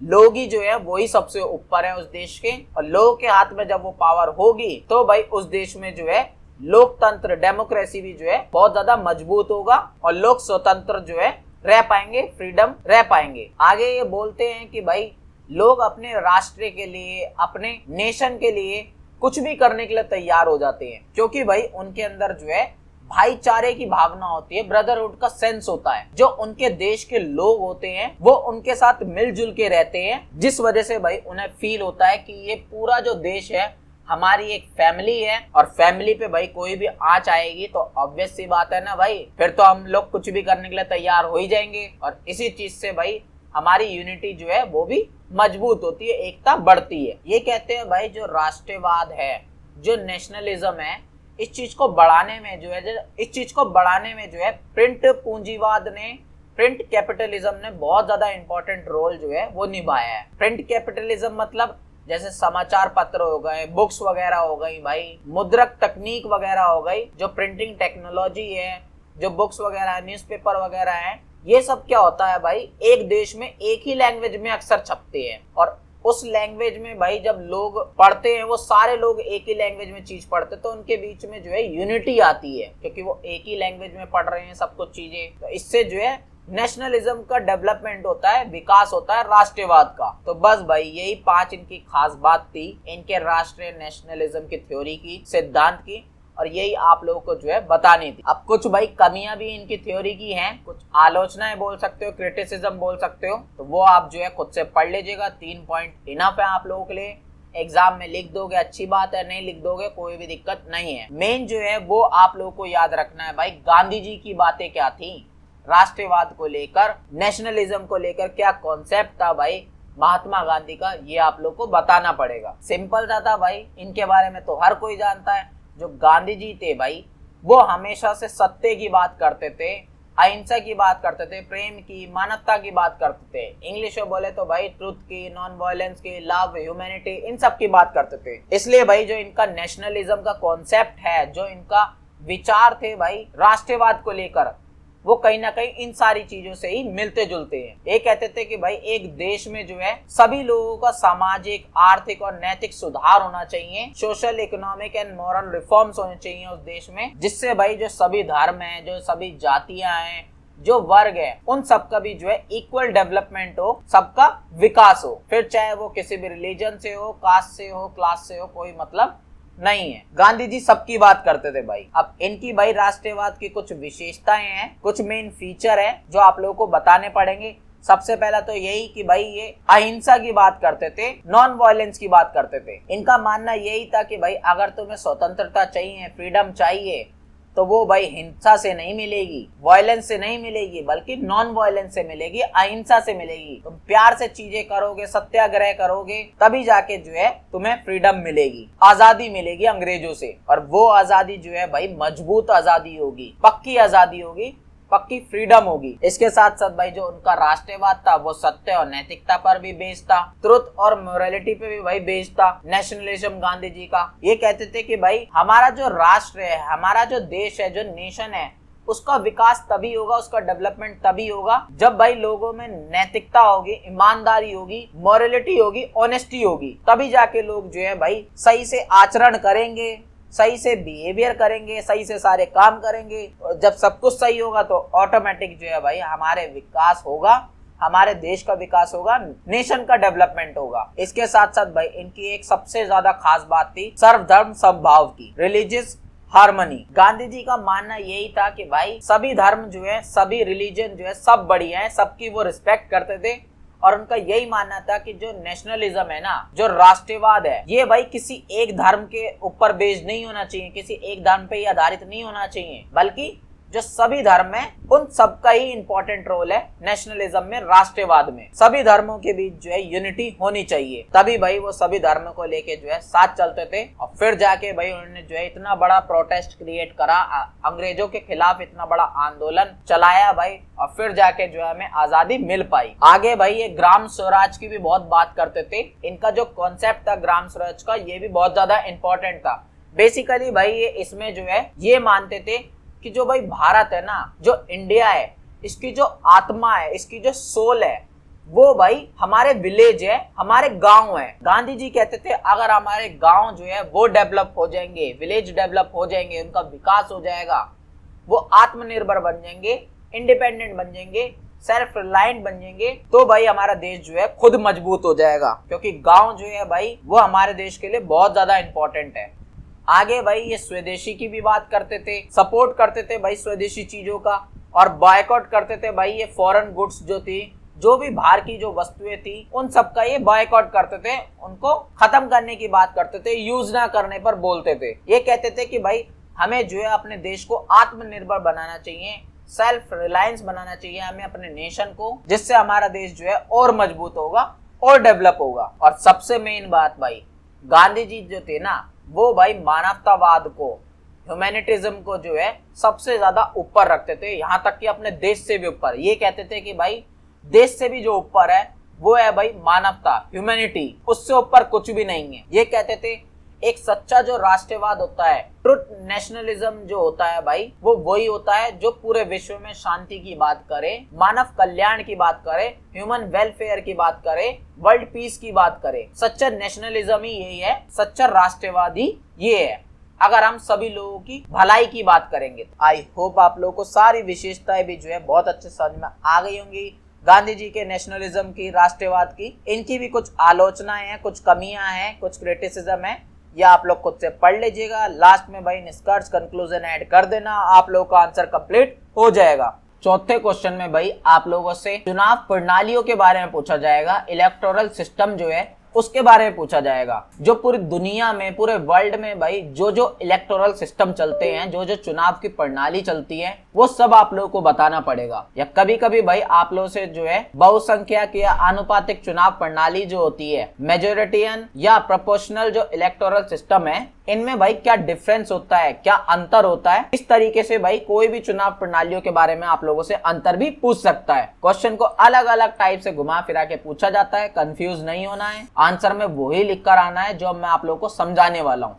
अब आप लोगों को भाई पता तो होगा कि निर्वाचन प्रणाली या चुनाव प्रणाली या इलेक्टोरल सिस्टम जो है होता क्या है। जिन बच्चों को नहीं पता उनको मैं समझा देता हूं भाई, ये एक ऐसा प्रोसेस है। जिन बच्चों को नहीं पता उन बच्चों को मैं समझा देता हूं भाई, ये एक ऐसा प्रोसेस है, एक ऐसा सिस्टम है जिससे भाई हम लोग जो है अपना नेता चुनते हैं, अपना प्रतिनिधि चुनते हैं, अपना रिप्रेजेंटेटिव चुनते हैं। और ये सिस्टम भाई लोकतंत्र के लिए बहुत ज्यादा इंपॉर्टेंट है, डेमोक्रेसी के लिए बहुत ज्यादा इंपॉर्टेंट है। हम भारत में भी भाई क्या करते हैं, इंडिया में हम अपना नेता चुनने के लिए भाई चुनाव में डालते हैं ना, वोट वगैरह जाके डालते हैं। तो ये सब पूरा क्या है, ये सब निर्वाचन प्रणाली है, इलेक्टोरल सिस्टम है, चुनाव प्रणाली है। अब जिस पर्सन को भाई हम चुनते हैं वो पर्सन आगे जाके जो है गवर्नमेंट बनाता है, सरकार बनाता है। तो इसी पूरे सिस्टम को हम निर्वाचन प्रणाली, चुनाव प्रणाली या इलेक्टोरल सिस्टम बोलते हैं। अब ये भाई अलग अलग टाइप की होती है, जिनमें भाई सबसे पहला टाइप है, सबसे पहला प्रकार है बहुलता या प्रथम पास द पोस्ट प्रणाली। इंग्लिश में बोले तो first pass the post system. इस वाली चुनाव प्रणाली में, इस वाले इलेक्टोरल सिस्टम में क्या होता है भाई कि देश में भाई चुनाव वगैरह होते हैं, इलेक्शन वगैरह होते हैं, सब लोग जो है वोट वगैरह डालते हैं। और वोट डालने के बाद भाई जिस भी नेता को, जिस भी रिप्रेजेंटेटिव को सबसे ज्यादा वोट मिलते हैं, सबसे ज्यादा मत मिलते हैं, वही जो है जीत जाता है और वही सरकार वगैरह बनाता है। ये सिस्टम भाई अपने इंडिया में चलता है, यूनाइटेड किंगडम यानी कि ब्रिटेन में भी यही सिस्टम चलता है। इस सिस्टम की खास बात क्या है कि भाई ये सरल और समझने में बहुत ज्यादा इजी है, आसानी से भाई आप लोगों को समझ में आ जाएगी, सिंपल है ये। इससे जो रिजल्ट मिलते हैं ना, यानी कि चुनाव का जो रिजल्ट होता है वो जल्द से जल्द निकल कर आ जाता है। इलेक्शन का रिजल्ट जल्द से जल्द पता चल जाता है कि हाँ भाई कौन सी पार्टी जीत रहा है, कौन सा नेता जीत रहा है। साथ ही साथ एक और खास बात है, इससे जो गवर्नमेंट बनती है, जो सरकार बनती है, वो स्टेबल गवर्नमेंट बनती है, स्थिर सरकार बनती है। ऐसा नहीं है कि भाई बार बार सरकार बदल रही है, इस सिस्टम में ऐसा नहीं होता। ज्यादातर सरकारें जो है एकदम स्टेबल वाली बनती हैं, मजबूत सरकार बनती है। इसके साथ साथ भाई जो छोटे दल होते हैं, जो छोटी पार्टीज होती हैं, उनके भाई कम प्रतिनिधित्व होते हैं, कम रिप्रेजेंटेटिव होते हैं, कम नेता होते हैं। ऐसे सिस्टम में ऑब्वियस सी बात है भाई, जितनी बड़ी पार्टी होगी उसके उतने ज्यादा नेता होंगे और जितनी छोटी पार्टी उसके उतने कम नेता होंगे। और ये सिस्टम अपने इंडिया में भी चलता है और यूनाइटेड किंगडम यानी कि ब्रिटेन में भी चलता है। अब दूसरा है भाई हमारा आनुपातिक प्रतिनिधित्व प्रणाली। इंग्लिश में बोले तो भाई प्रोपोर्शनल रिप्रेजेंटेशन सिस्टम। अब ऊपर वाले सिस्टम में भाई क्या था, जो भी पार्टी भाई उस चुनाव में जीती, सबसे ज्यादा वोट जिस भी पार्टी को मिले, वही पार्टी जो है अपनी गवर्नमेंट बनाएगी सारी सीटों पर जहां जहां पे वो जीती है। लेकिन भाई ये जो दूसरा वाला सिस्टम है, यहाँ पे ऐसा नहीं होता। यहाँ पे ऐसा होता है, मान लो भाई एक एरिया है, यहाँ से भाई मान लो बीजेपी का एक नेता खड़ा हुआ है, दूसरा भाई कांग्रेस का खड़ा हुआ है, तीसरा भाई आम आदमी का खड़ा हुआ है नेता। अब जनता जब वोट डालेगी तो भाई वो सबको डालेगी ना। हो सकता है भाई किसी को ज्यादा मिले, किसी को कम मिले, लेकिन भाई ये सेकंड वाले सिस्टम में ऐसा नहीं होता है। इसमें ऐसा होता है भाई, मान लो ये हमारा यूपी उत्तर प्रदेश। अब उत्तर प्रदेश में भाई क्या है, जिले हैं हमारे 75 और 75 ही भाई सीट है। एक जिले से जो है एक ही बंदा जीतता है। लेकिन भाई ये सेकंड वाले सिस्टम में जो है ऐसा नहीं होता है। इसमें ऐसा होता है, मान लो भाई चुनाव वगैरह हुए, इलेक्शन वगैरह हुए, उसमें भाई 40% सीटें जो है वो भाई मिल गई हमारी बीजेपी को, 35% मिल गई भाई हमारी कांग्रेस को और बची कुछ सीटें मिल गई भाई और अदर पार्टीज को। तो फिर उनके नेता भी जो है भाई उसी परसेंटेज के हिसाब से आपस में यूनाइट होकर जो है गवर्नमेंट बनाएंगे और फिर उस गवर्नमेंट को जो है चलाएंगे। जितनी सीटें मिली हैं उस हिसाब से भाई उनके जो है नेता वगैरह होंगे संसद में। एग्जाम्पल के लिए मान लो भाई संसद में टोटल 100 नेता हैं, ठीक है, तो बीजेपी भाई 40% जीती थी, तो 40% नेता जो है वो बीजेपी के बनेंगे, बाकी के भाई 35% कांग्रेस के बनेंगे, और जितने परसेंटेज के हिसाब से भाई बाकी नेता जीते होंगे जिस भी पार्टी के, उस हिसाब से नेता बनेंगे। सारी पार्टीज मिलके जो है आपस में एक गठबंधन की सरकार बनाती है, यूनाइट करके एक पूरी गवर्नमेंट बनाती है। ये वाला सिस्टम भाई इंडिया में भी कुछ कुछ जगह देखने के लिए मिलता है। ये वाला सिस्टम भाई आप लोगों को इजराइल में देखने के लिए मिल जाएगा, स्विट्जरलैंड में देखने के लिए मिल जाएगा मेनली। बाकी इंडिया में जैसे भाई राष्ट्रपति प्रेसिडेंट का जो चुनाव होता है, इलेक्शन होता है, वो इसी तरीके से होता है। राज्यसभा वगैरह का जो है चुनाव भी इसी तरीके से होता है। बाकी मेन जो चलता है भाई इंडिया में वो तो आप लोगों को मैं ऊपर बता ही चुका हूँ। इसकी खास बात भाई यही है इस वाले इलेक्टोरल सिस्टम की, चुनावी प्रणाली की, कि भाई इसमें जो है उचित प्रतिनिधित्व हो जाता है, फेयर रिप्रेजेंटेशन होता है, सारी पार्टीज को मौका मिलता है, सारे नेताओं को जो है मौका मिलता है। जो भी छोटे मोटे दल होते हैं, जो छोटी मोटी पार्टीज होती हैं, उन्हें भी भाई अपॉर्चुनिटी मिलती है। और ज्यादातर जो गवर्नमेंट बनती है वो भाई गठबंधन की गवर्नमेंट बनती है, कोalition वाली गवर्नमेंट बनती है, जो बहुत सारी पार्टी मिलके जो है आपस में गवर्नमेंट बनाती है। और इसका जो भाई प्रोसेस है ना वो बहुत ज्यादा कॉम्प्लेक्स है, जटिल है, थोड़ी दिक्कत देने वाला प्रोसेस है भाई इसका। ऊपर वाले में तो सिंपल सा था भाई कि जोन से भाई पार्टी को सबसे ज्यादा वोट मिले उसी की सरकार बनेगी, उसी के सारे नेता होंगे। लेकिन इस वाले में ऐसा नहीं है, थोड़ा कॉम्प्लेक्स हो जाती है चीजें। अब तीसरा जो सिस्टम है वो है भाई हमारा मिश्रित चुनाव प्रणाली, मिक्स्ड इलेक्टोरल सिस्टम। अब ये जो तीसरा सिस्टम है ना भाई, इसके नाम से ही समझ में आ रहा है, इसमें हमने जो ऊपर दोनों सिस्टम पढ़े हैं उनका भाई मिक्सअप होता है। यानी कि कुछ नेता जो है इसमें डायरेक्टली ऐसे सीधे सीधे चुन लेते हैं भाई, जोन सी पार्टी जीते उसके डायरेक्टली नेता वगैरह चुन लेंगे, और कुछ नेता भाई ऐसे चुने जाते हैं उसमें कि भाई जिस हिसाब से वोट है उस हिसाब से वो उस पार्टी के नेता बनेंगे। और ऐसा सिस्टम कहाँ पे चलता है भाई? जर्मनी में चलता है। इस वाले सिस्टम की एक खास बात ये है कि भाई जो ऊपर भाई दोनों सिस्टम मैंने आप लोगों को पढ़ाए हैं, उन दोनों की जो अच्छाइयां हैं, उन दोनों की अच्छाइयों को जो है यहाँ पे इम्प्लीमेंट किया जाता है। उन दोनों की अच्छाइयों के साथ यहाँ पे चुनाव वगैरह होते हैं, जिस वजह से भाई जो रिप्रेजेंटेशन होता है, प्रतिनिधित्व होता है, वो भाई संतुलित होता है, बैलेंस्ड होता है। यानी कि ऐसा नहीं है कि भाई एक पार्टी पीछे रह जाएगी या एक पार्टी ज्यादा ही बड़ी बन जाएगी कि उसके सिवा कोई आ नहीं पाएगा। यहाँ पे ये सारी चीजें थोड़ी बैलेंस रहती हैं, सारी पार्टी जो है थोड़ी इक्वली ट्रीट की जाती हैं, जिससे भाई लोकतंत्र जो है वो भी मजबूत होता है, डेमोक्रेसी जो है वो भी बढ़िया होती है। सिस्टम भाई इसका भी जो है कॉम्प्लेक्स है, जटिल है। यानी कि ये जो प्रोसेस है मिश्रित चुनाव प्रणाली का, मिक्स्ड इलेक्टोरल सिस्टम का, ये भी बहुत ज्यादा कंफ्यूजिंग है, बहुत ज्यादा टफ है, इसमें भी बहुत सारी चीजें देखनी पड़ती हैं। अब जो चौथा सिस्टम है वो है भाई आप लोगों का एकल हस्तांतरणीय मत प्रणाली, सिंगल ट्रांसफर वोट सिस्टम। इस सिस्टम में भाई सिंपल सा होता है, जैसे मान लो भाई चुनाव हो रहे हैं ना, इलेक्शन हो रहे हैं, तो उसमें मान लो भाई अलग अलग पार्टी के 4 नेता हैं, तो अब भाई लोग जो है वोट डालने जाएंगे। और वोट वो ऐसे नहीं डालते कि भाई हम इस पार्टी को सपोर्ट कर रहे हैं या हम उस पार्टी को सपोर्ट कर रहे हैं, ऐसे नहीं डालते वहां पे, बल्कि ऐसे डालते हैं कि भाई पहले नंबर पे हमारी प्रायोरिटी जो है ये होनी चाहिए ये पार्टी, दूसरे नंबर पे मान लो ये वाली होनी चाहिए, तीसरे पे ये वाली होनी चाहिए, चौथे पे ये वाली पार्टी होनी चाहिए हमारे हिसाब से। तो इस तरीके से जो है सारे लोग आके वोट डालते हैं और वो बताते हैं कि हमारे हिसाब से पहले पे ये वाली पार्टी को रखा जाना चाहिए, दूसरी पे ये वाली पार्टी को, तीसरी पोजीशन पे ये वाली पार्टी को।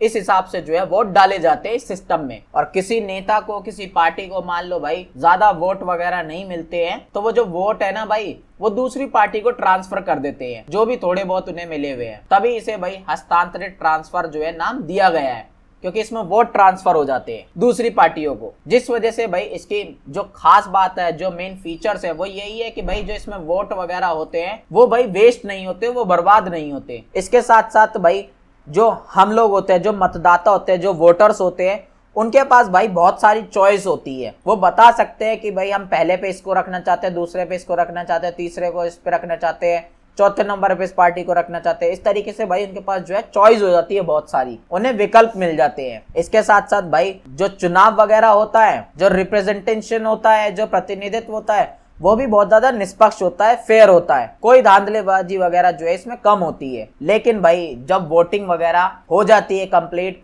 फिर भाई काउंटिंग की जाती है ना वोटों की, किस पार्टी को कितना मिला, कौन सी पार्टी पहले नंबर पे ज्यादातर चुनी गई है, कौन सी दूसरे पे चुनी गई है ज्यादातर। तो जो काउंटिंग होती है वो भाई थोड़ा कॉम्प्लेक्स हो जाता है, वो प्रोसेस थोड़ा जटिल हो जाता है, मुश्किल हो जाता है। अब पांचवा जो सिस्टम है भाई वो है हमारा वैकल्पिक मत प्रणाली, अल्टरनेटिव वोट सिस्टम। इसमें भी भाई सेम सिस्टम चलता है जैसे मैंने आप लोगों को चौथे वाले सिस्टम में समझा था, सेम इसमें भी चलता है कि भाई चुनाव वगैरह होते हैं, उसमें भाई लोग जो है वोट वगैरह देने आते हैं और बताते हैं कि भाई हमारी फर्स्ट प्रायोरिटी ये पार्टी है, दूसरी ये पार्टी है, तीसरी प्रायोरिटी ये वाली पार्टी है, चौथे पे ये वाली पार्टी है। इस हिसाब से जो है लोग अपनी अपनी प्रायोरिटी बताते हैं, सारी पार्टियों को नंबर देते हैं कि पहले पे ये होना चाहिए, दूसरे पे ये होना चाहिए, तीसरे पे ये होना चाहिए। और फिर जब भाई वोटिंग पूरी हो जाती है फिर ये काउंटिंग वगैरह की जाती है कि पहले पे सबसे ज्यादा जो है किसको चुना गया है, दूसरे पे सबसे ज्यादा किसको चुना गया है, इस हिसाब से होता है। और जिसे भाई बहुमत मिलती है, बहुमत मतलब कि भाई कुल वोटों का भाई इन लोगों ने जो है एक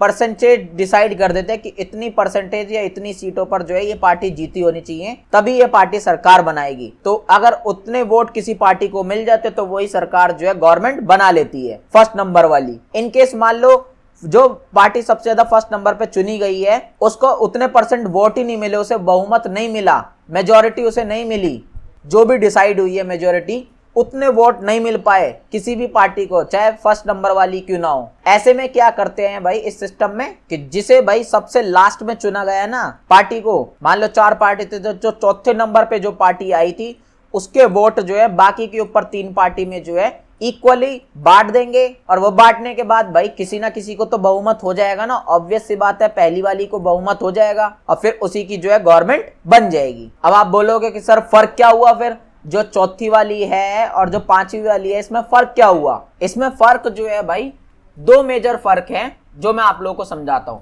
पहला तो मेजर फर्क ये है कि भाई जो चौथी वाला हमने सिस्टम पढ़ा था इसमें भाई जिस पार्टी को सबसे लास्ट में चुना गया है, चौथे नंबर पे मान लो चुना गया है किसी पार्टी को, उसके वोट तो ट्रांसफर होते ही होते हैं बाकी सभी पार्टियों में। इसके साथ साथ मान लो किसी को बहुमत से ज्यादा वोट मिल गए हैं जो पहले नंबर पर पार्टी है, तो उसके वोट भी जो है भाई बाकी पार्टियों को ट्रांसफर हो जाते हैं, नीचे वालियों को। जबकि 5वीं वाले में ऐसा नहीं होता, इसमें जो है जो नीचे वाली पार्टी है बहुमत के लिए भाई तभी ट्रांसफर किए जाते हैं, अदरवाइज नहीं ट्रांसफर करते हैं वोट वगैरह। इसके साथ साथ भाई दूसरा जो मेजर डिफरेंस है वो ये है कि इसमें जो सरकार बनती है वो गठबंधन की सरकार बनती है, यानी कि सारी पार्टी मिलके जो है सरकार बना लेती हैं आपस में अनुपात के हिसाब से, जिसकी जितनी सीटें जीती वो उस अनुपात के हिसाब से उनके उतने नेता होंगे। लेकिन इस वाले में ऐसा नहीं होता, इसमें भाई जिसको बहुमत मिला उसी के सारे नेता होंगे, उसी की सरकार बनेगी। अब जो लास्ट सिस्टम है वो है भाई हमारा 2 दौर चुनाव प्रणाली, 2 राउंड सिस्टम। जैसे कि भाई इसके नाम से ही आप लोगों को समझ में आ रहा है कि इस सिस्टम में भाई क्या होता है। मान लो चुनाव होते हैं भाई, इलेक्शन होते हैं, इलेक्शन में भाई लोग वगैरह वोट वगैरह डालते हैं। इन केस भाई किसी भी पार्टी को बहुमत नहीं मिलता, मेजोरिटी नहीं मिलती है किसी भी पार्टी को, तो क्या होता है भाई दोबारा से चुनाव कराए जाते हैं। लेकिन दोबारा से चुनाव भाई सारी पार्टियों के नहीं होते हैं, बल्कि जो पहले नंबर पे पार्टी है और जो दूसरे नंबर पे पार्टी है इन दो के बीच में जो है दोबारा से चुनाव कराए जाते हैं, दोबारा से इलेक्शन कराए जाते हैं। और तब जाके भाई जिसे भी मेजोरिटी मिलती है वो पार्टी जो है सरकार बना लेती है, उसका राष्ट्रपति बन जाता है। ऐसा सिस्टम जो है फ्रांस में चलता है भाई। आई होप आप लोगों को सारे 6 के 6 सिस्टम जो है समझ में आ गए होंगे चुनाव के। थोड़े कंफ्यूजिंग जरूर हैं, लेकिन मैंने आप लोगों को पूरी तरीके से इजी लैंग्वेज में जो है समझाने की पूरी कोशिश करी है। बाकी एक बार भाई खुद से पढ़ोगे, इनकी सारी विशेषताएं पढ़ोगे, थोड़ा बहुत डिफरेंस समझने की कोशिश करोगे तो आप लोगों को भी जो है दिमाग में ये सारे सिस्टम बैठ जाएंगे। अब एग्जाम में जो है भाई आप लोगों से जो है अंतर पूछता है भाई कि बहुसंख्यक और आनुपातिक चुनाव प्रणाली में क्या अंतर है वो बताओ। अब ये तो भाई मैंने आप लोगों को ऊपर ही बहुत अच्छे समझा दिया। इनका जो मेन अंतर यही है कि जो बहुसंख्यक वाला होता है, जो मेजोरिटियन इलेक्टोरल सिस्टम होता है, उसमें भाई यही होता है कि जिस पार्टी को सबसे ज्यादा वोट मिलेंगे वही पार्टी जीत जाती है, उसी की सरकार बनती है, उसी की गवर्नमेंट बनती है। लेकिन भाई आनुपातिक वाले में ऐसा नहीं होता है, प्रोपोर्शनल रिप्रेजेंटेशन सिस्टम में ऐसा नहीं होता है। इसमें ऐसा होता है कि भाई मान लो किसी पार्टी को 30% मिला है, किसी को भाई 20% मिला है, बाकियों को भी कुछ परसेंटेज का वोट का मिला है, तो ये सारी पार्टी जो है मिलकर आपस में सरकार बनाती हैं, उसी परसेंटेज के हिसाब से जो है इनके नेता भी बनते हैं गवर्नमेंट में। और ऐसा वाला सिस्टम भाई इजराइल, स्विट्जरलैंड में चलता है और जो ऊपर वाला बताया मैंने आप लोग को भारत में और ब्रिटेन वगैरह में चलता है। कुछ और मेजर डिफरेंसेस हैं जो आप लोगों को जो है खुद से पढ़ने हैं, ज्यादा कुछ टफ नहीं है, वही सारी बातें जो अभी मैंने आप लोगों को ऊपर समझाई हैं, बस उन्हें ही थोड़ा जो है फैला के यहाँ पे बताया गया है। लास्ट में भाई एक निष्कर्ष जो है ऐड जरूर कर देना, कंक्लूजन ऐड कर देना, तभी आप लोगों का आंसर यहाँ पे कंप्लीट माना जाएगा। 5वें क्वेश्चन में भाई आप लोगों से पार्टी प्रणाली के बारे में पूछेगा, पार्टी सिस्टम के बारे में पूछेगा। जो अलग अलग पार्टी सिस्टम भाई सारे देशों में चलते हैं वो आप लोगों को यहाँ पे समझाना पड़ेगा, या भाई आप लोगों से जो है कभी कभी 2 या 2 से ज्यादा पार्टियों के बीच में डिफरेंस करने के लिए बोल देगा, अंतर बताने के लिए बोल देगा। जैसे कि भाई बहुदलीय और एक दलीय पार्टी सिस्टम में क्या अंतर है वो आप लोगों को बताना पड़ सकता है, या लोकतंत्र में भाई इन पार्टियों की क्या भूमिका है, क्या रोल है डेमोक्रेसी में, ये भी आप लोगों को बताना पड़ सकता है। अलग अलग टाइप से घुमा फिरा के भाई क्वेश्चन पूछते हैं, एग्जाम में भी इसी तरीके से घुमा फिरा के पूछेंगे, कंफ्यूज नहीं होना है। जहां भी आप लोग पार्टी प्रणाली, पार्टी सिस्टम के बारे में देखोगे वहां पे आप लोगों को आंसर में यही सारी बातें लिख कर आनी है, फिर चाहे कैसे भी क्वेश्चन घुमा फिरा के पूछ ले। अब पार्टी प्रणाली का मतलब क्या होता है आप लोगों को ऑलरेडी जो है सब कुछ पता ही होगा, लेकिन फिर भी भाई एग्जाम में कैसे लिखना है वो समझ लो। पार्टी का भाई सिंपल मतलब होता है ऐसे लोगों का ग्रुप, ऐसे लोगों का समूह जिनकी भाई विचारधारा सेम होती है, नीतियां सेम होती हैं, उद्देश्य सेम होता है, आइडियोलॉजी सेम होती है, पॉलिसी सेम होती है, ऑब्जेक्टिव सेम होता है। ऐसे लोग मिलके जो है एक ग्रुप बना लेते हैं, एक समूह बना लेते हैं, उसी को हम भाई पार्टी बोलते हैं, राजनीतिक दल बोलते हैं। और यही फिर भाई जो है चुनाव वगैरह में पार्टिसिपेट करते हैं इलेक्शन में, और अगर फिर भाई इनकी पार्टी वगैरह जीत जाती है तो ये देश में सरकार बनाते हैं। अब ये पार्टी प्रणाली क्या होता है, पार्टी सिस्टम क्या होता है, इसका सिंपल सा मतलब है ये जो भाई देश में अलग अलग पार्टियां होती हैं, इन पार्टियों की संरचना कैसी है, बनावट कैसी है, स्ट्रक्चर कैसा है, इस पार्टी में लोग कितने होंगे, संख्या कितनी होगी लोगों की, नंबर्स कितने होंगे, उनके काम क्या क्या होंगे, फंक्शनिंग क्या क्या होगी भाई उनकी, और उनके आपस में भाई संबंध वगैरह कैसे होंगे पार्टियों के, इस सब को ही बोला जाता है भाई पार्टी प्रणाली या पार्टी सिस्टम। अब ये पार्टी प्रणाली भाई अलग अलग टाइप की होती है, ये पार्टी सिस्टम जो है अलग अलग टाइप के होते हैं, जिनमें से पहला है भाई आप लोगों का एक दलीय प्रणाली, वन पार्टी सिस्टम। नाम से ही समझ में आ रहा है भाई जिस देश में भाई पूरे देश में सिर्फ और सिर्फ एक ही पार्टी होती है और वो एक ही पार्टी भाई चुनाव लड़ती है और वही जीतती रहती है, उसी की गवर्नमेंट बनती रहती है, कोई दूसरी पार्टी भाई नहीं होती है वहां पे, तो ऐसे सिस्टम को जो है भाई एक दलीय प्रणाली या वन पार्टी सिस्टम बोलते हैं। एग्जाम्पल के लिए भाई चाइना में ऐसा है, वहां पे सिर्फ एक ही पार्टी है, कोई दूसरी पार्टी नहीं है। खास बात क्या होती है भाई ऐसे सिस्टम में, मेन फीचर्स क्या होते हैं, सबसे पहले तो भाई पूरे देश पर जो है पूरा बोलबाला जो होता है, डोमिनेंस जो होता है वो एक ही पार्टी का होता है, कोई दूसरी पार्टी जब नहीं होती तो। जो राजनीति होती है वो भाई स्थिर होती है, बहुत ज्यादा पॉलिटिक्स जो है स्टेबल होती है वहां पे, क्योंकि एक ही पार्टी की जो है सरकार बनती रहती है, तो भाई पॉलिटिक्स में कोई भी दिक्कत नहीं आती है जब जीतना ही एक ही सरकार को है, एक ही सरकार की गवर्नमेंट बननी है तो। इसके साथ साथ भाई कोई भी विपक्ष वगैरह नहीं होता है, कोई भी भाई वहां पे ऑपोजिशन वगैरह नहीं होता है, जिस वजह से क्या होता है भाई जो भी निर्णय वगैरह होंगे, जो भी डिसीजन वगैरह लेने होंगे देश के लिए या किसी और चीजों के लिए, वो सारे एकदम क्विकली हो जाते हैं, जल्दी हो जाते हैं। कोई भी रोक टोक करने वाला जब उनके पास नहीं है, कोई भी विपक्ष या कोई भी ऑपोजिशन नहीं है, तो कोई भी आवाज उठाने वाला नहीं है, तो ये सारी कुछ खास बात है। बात करें भाई लाभ क्या है, एडवांटेजेस क्या है, तो यही है कि सरकार जो है वो स्थिर बनी रहती है, गवर्नमेंट स्टेबल रहती है, कभी भी सरकार जो है नहीं गिरती है, ये बीच में नहीं खत्म होती। साथ ही साथ जो पॉलिसीज वगैरह होती हैं, जो भी नीतियां वगैरह होती है सरकार की, वो जल्दी इंप्लीमेंट हो जाती हैं, जल्दी लागू हो जाती हैं। उसके पीछे रीजन यही है कि भाई कोई भी आवाज उठाने वाला नहीं होता, कोई भी दूसरी पार्टी के, जब पार्टी नहीं होती तो आवाज क्या उठाएगा कोई। लेकिन भाई कुछ कमियां भी होती है, कुछ हानियां भी होती हैं ऐसे सिस्टम की। वो ये है कि भाई लोकतंत्र वगैरह जो है यहाँ पे थोड़ा कम ही होता है, डेमोक्रेसी कम होता है, जनता के पास भाई कोई भी ऑप्शन वगैरह नहीं होते हैं। जैसे भारत में होता है ना भाई, बहुत सारी पार्टी है, जो बढ़िया काम कर रही है उसको लोग चुन सकते हैं। यहाँ पे ऐसा नहीं होता, यहाँ पे भाई सिर्फ एक ही पार्टी है, वो बढ़िया करे घटिया करे, कोई भी जनता के पास ऑप्शन नहीं है, उन्हें चुनना जो है उसी पार्टी को पड़ेगा। बात करते हैं भाई द्विदलीय प्रणाली की, टू पार्टी सिस्टम। नाम से इसके भी समझ में आ रहा है, एक ऐसा राजनीतिक प्रणाली, एक ऐसा पॉलिटिकल सिस्टम जहाँ पे भाई दो पार्टी जो होती हैं वही मेजर होती हैं, वही सबसे मेन होती हैं। बाकी अगर छोटी मोटी पार्टियां अगर होती भी हैं तो उनको ज्यादा गौर नहीं किया जाता, इग्नोर मारा जाता है। लेकिन पावर में कोई दो मेन पार्टी जो है वही आती रहती है। एग्जाम्पल के लिए भाई यूनाइटेड स्टेट्स, यहाँ पे ऐसा होता है भाई। कुछ खास बात है भाई इस सिस्टम की भी, वो ये है कि भाई यहाँ पे सिर्फ दो ही दल जो है उनकी डोमिनेंस होती है, उन्हीं की ही सारी चलती है, जो दो पार्टियां होती हैं। सरकार यहाँ पे भी भाई स्टेबल जो है ज्यादा रहने के चांसेस होते हैं, बीच में सरकार नहीं गिरती है, खत्म नहीं होती है। विपक्ष जो होता है भाई वो बहुत ज्यादा मजबूत होता है, ऑपोजिशन बहुत ज्यादा स्ट्रांग होता है, क्योंकि भाई इन दो पार्टियों में से कोई एक ही तो सरकार बनाएगा, दूसरी पार्टी क्या करेगी भाई, दूसरी पार्टी विपक्ष में होगी, ऑपोजिशन में होगी, और वो भी भाई बड़ी पार्टी है। ऑब्वियस सी बात है विपक्ष जो है यहाँ पे मजबूत होता है, स्ट्रांग होता है ऑपोजिशन, जिस वजह से भाई जो चुनाव वगैरह होते हैं, इलेक्शंस होते हैं, उनमें कंपटीशन भी तगड़ा होता है इन दोनों पार्टियों के बीच में। बात करें भाई लाभ क्या क्या है, एडवांटेजेस क्या क्या है इस सिस्टम के, तो भाई सिंपल सा है, जो गवर्नमेंट है वो भाई स्टेबल रहती है, स्थिर रहती है, बीच में सरकार वगैरह भंग नहीं होती है, नहीं गिरती है, ना ही खत्म होती है।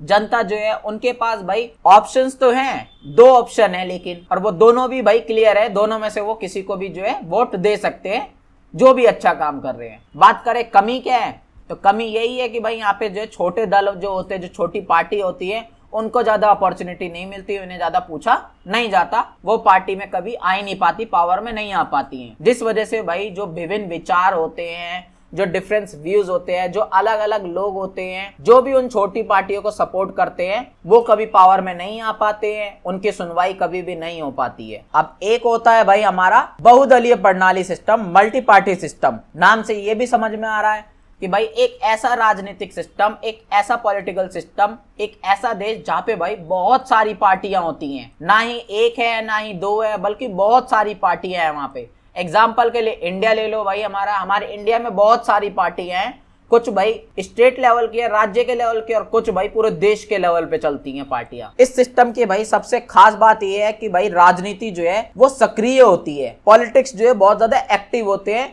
क्योंकि इतनी सारी पार्टियां होंगी तो भाई विरोध करने वाले भी लोग बहुत होंगे।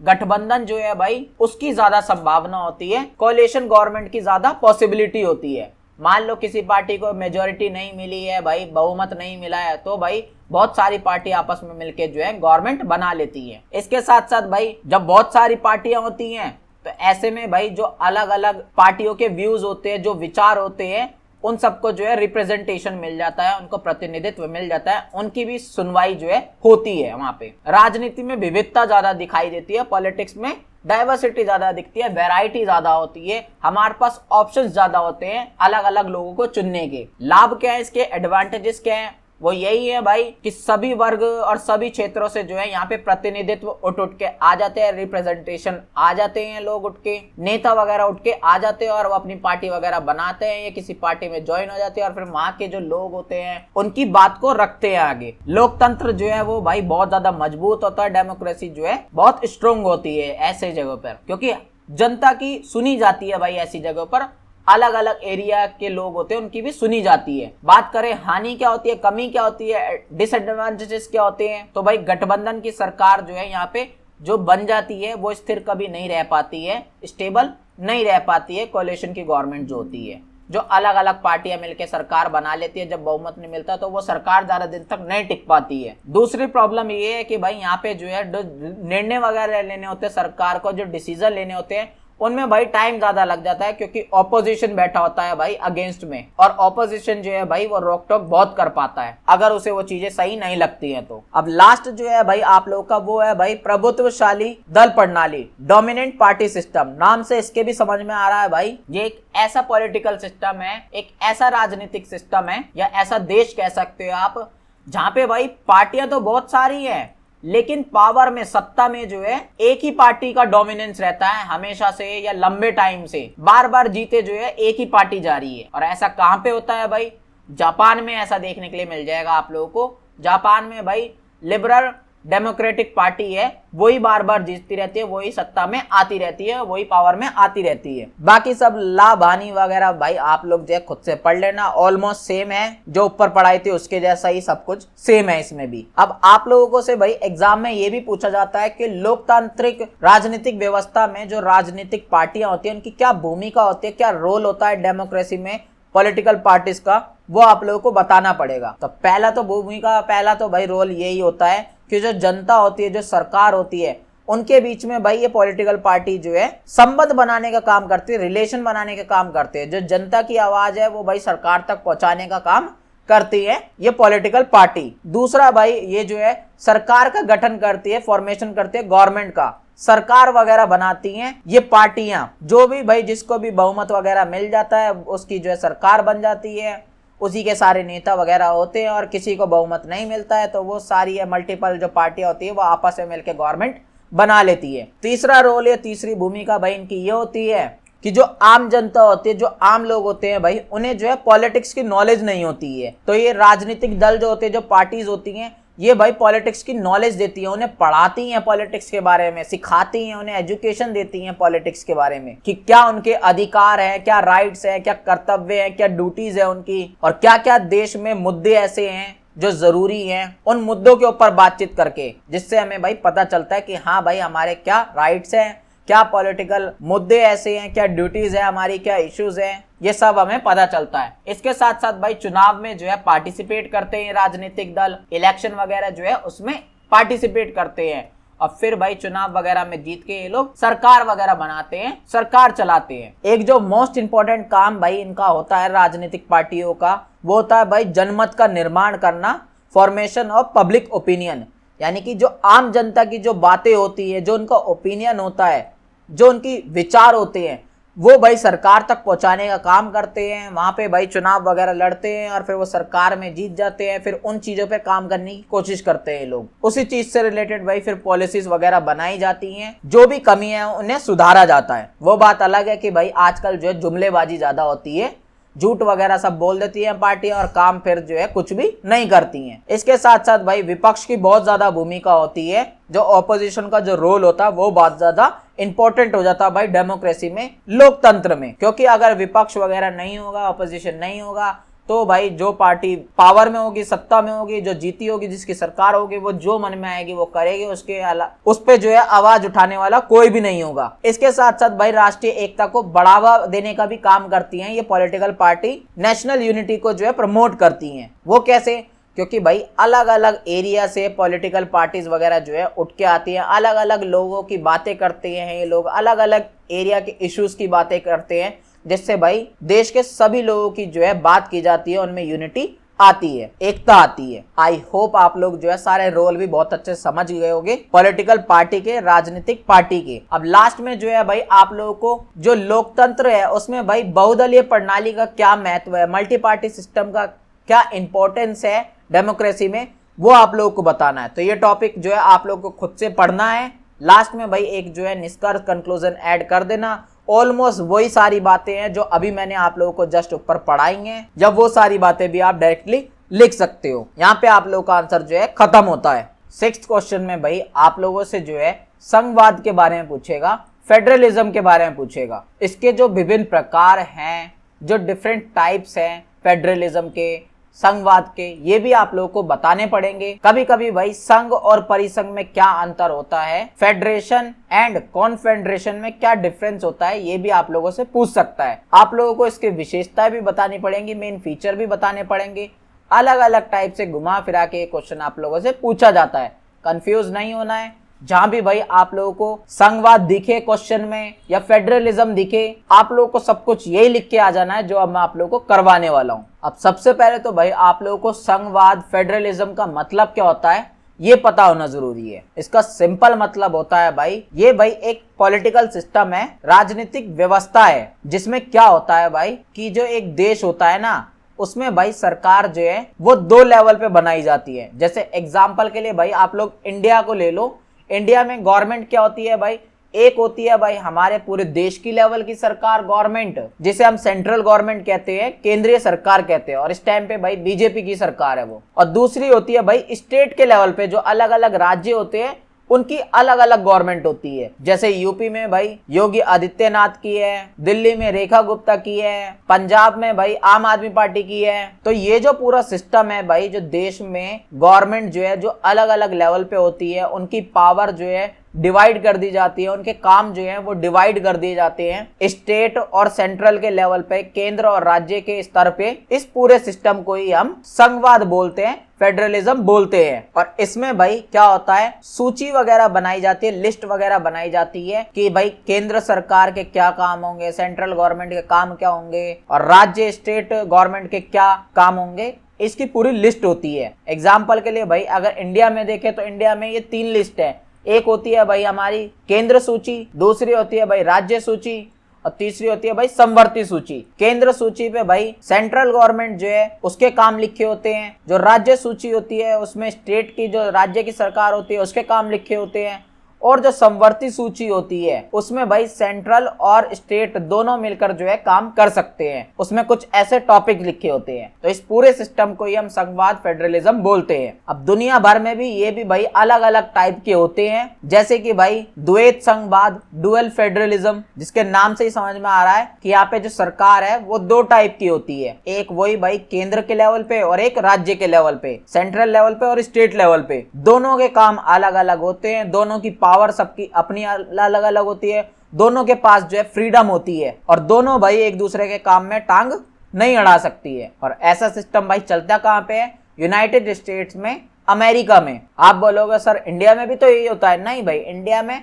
इससे थोड़ा सा अलग होता है, जो है भाई हमारा सहकारी संघवाद, कोऑपरेटिव फेडरलिज्म। इंडिया में भाई आप लोगों ने देखा होगा कि केंद्र और जो राज्य सरकार होती है, सेंट्रल और जो भाई स्टेट गवर्नमेंट होती है, उनके अलग अलग काम तो होते हैं, जो मैंने अभी आप लोगों को ऊपर समझा भी दिया है कि उनके लिए भाई अलग अलग लिस्ट भी होती है। लेकिन भाई ये सरकारें जो है फ्री नहीं होती हैं, इनके पास पूरी तरीके से ऑटोनॉमी जो है नहीं होती है, बल्कि इनको एक दूसरे की हेल्प करनी होती है, एक दूसरे की कॉर्पोरेशन के साथ काम करना होता है, साथ देकर एक दूसरे का काम करना होता है। और जो ज्यादातर पावर होती है वो भाई सेंट्रल के पास होती है, लेकिन स्टेट के पास भी कुछ पावर होती है। तो इंडिया में ये वाला सिस्टम चलता है, जबकि अमेरिका में भाई जो स्टेट है और जो सेंट्रल है ये बिल्कुल दोनों ही अलग पावर होती हैं, अलग काम होते हैं और एक दूसरे के बीच में कोई भी दखलंदाजी नहीं कर सकते, कॉर्पोरेशन वगैरह इनके बीच में बिल्कुल भी नहीं होता है। तीसरा जो है वो है भाई आप लोगों का प्रतिस्पर्धी संघवाद, कॉम्पिटिटिव फेडरलिज्म। जैसे कि भाई इसके भी नाम से समझ में आ रहा है, इसमें जो है कंपटीशन होता है, प्रतिस्पर्धा होती है, मुकाबला करते हैं भाई। सारी जो स्टेट की गवर्नमेंट होती है, राज्य की जो सरकार होती है, वह आपस में मुकाबला करती है अच्छा बेहतर बनने के लिए, अच्छी अच्छी पॉलिसीज लागू करती हैं, अच्छे अच्छे इंडस्ट्रीज लाती हैं, इन्वेस्टमेंट वगैरह लाती हैं भाई अपने स्टेट में, अपने स्टेट को, अपने राज्य को और बेहतर बनाने की कोशिश करते हैं, एक दूसरे से कॉम्पिटिशन करते हैं। और ये वाला सिस्टम भी जो है कहीं ना कहीं आप लोगों को इंडिया के अंदर देखने के लिए मिल जाएगा। अगला है भाई हमारा असम्मित संघवाद, एसिमेट्रिकल फेडरलिज्म। जैसे कि भाई इसके नाम से भी समझ में आ रहा है कि असम्मित, असिमेट्रिकल, यानी कि कुछ भी समान नहीं होता है, कुछ भी इक्वल नहीं होता है। ऐसी जगहों पर भाई क्या होता है कि जो राज्य होते हैं, जो स्टेट होते हैं, उन सबको भाई अलग अलग पावर दी जाती है, अलग अलग उनकी शक्तियां होती हैं, अलग अलग उनके काम होते हैं। और ये चीजें भाषा, संस्कृति, परिस्थिति, सिचुएशन, लैंग्वेज, कल्चर, इन सब के हिसाब से जो है दी जाती है। ऐसा सिस्टम कहाँ पे चलता है भाई, कनाडा में चलता है। और वहां पे भी भाई पूरे में नहीं चलता, बल्कि कुछ कुछ जो प्रांत है, कुछ कुछ जो स्टेट है, उनमें चलता है।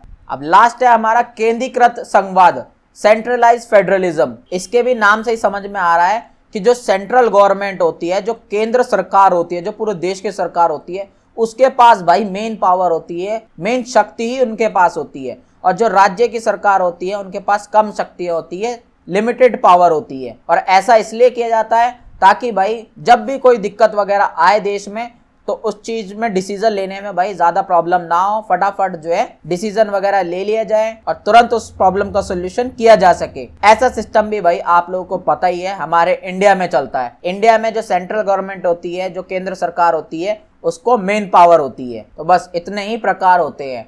अब भाई आप लोगों को जो है जो संघीय व्यवस्था है, इसकी कुछ विशेषताएं पता होनी जरूरी है। फेडरल सिस्टम जो है, इसके जो वेरियस फीचर्स है, ये भी आप लोगों को पता होने चाहिए। इसकी खास बात क्या है वो मैं आप लोगों को फटाफट समझाता हूँ। सबसे पहले तो भाई जो शक्तियों का विभाजन है वो होता है भाई, इसमें डिवीजन ऑफ पावर होता है। ऐसा नहीं है कि भाई जो केंद्र सरकार है, सेंट्रल गवर्नमेंट है, सारी पावर उसे ही है, या जो राज्य सरकार है, स्टेट गवर्नमेंट है, उसके पास सारी पावर है। नहीं भाई, दोनों के बीच में जो है पावर को डिवाइड करा जाता है ताकि जो है सारी चीजें अच्छे तरीके से सिस्टमेटिक वे में चल पाए। दूसरी खास बात भाई ये है, दो स्तरीय सरकार होती है, टू टियर गवर्नमेंट होती है। एक तो होती है भाई सेंट्रल लेवल पे गवर्नमेंट और एक होती है पूरे स्टेट लेवल पे गवर्नमेंट। और ऐसा इसलिए किया जाता है कि भाई जो राज्य वगैरह होते हैं उन सबका भी भाई डेवलपमेंट हो सके, विकास हो सके, सभी स्टेट वगैरह का वहां पे भी काम धंधा जो है बढ़िया चल सके, एडमिनिस्ट्रेटिव सिस्टम, प्रशासन जो है बढ़िया हो सके। तीसरी खास बात होती है कि भाई ऐसी व्यवस्था जहां पे भी होती है वहां पे लिखित संविधान होता है, रिटन कॉन्स्टिट्यूशन होता है, जहां पे भी ऐसा पॉलिटिकल सिस्टम होता है फेडरलिज्म वाला। एग्जाम्पल भाई भारत का ही ले लो, अमेरिका का ही ले लो, हमारा लिखित संविधान है, पता है कि भाई केंद्र सरकार की क्या क्या पावर है, ये सब भी लिखा हुआ है, राज्य सरकार की क्या क्या पावर है। अभी सूचियों के बारे में ऊपर मैंने पढ़ाया था, लिस्ट के बारे में ऊपर पढ़ाया था, जो 3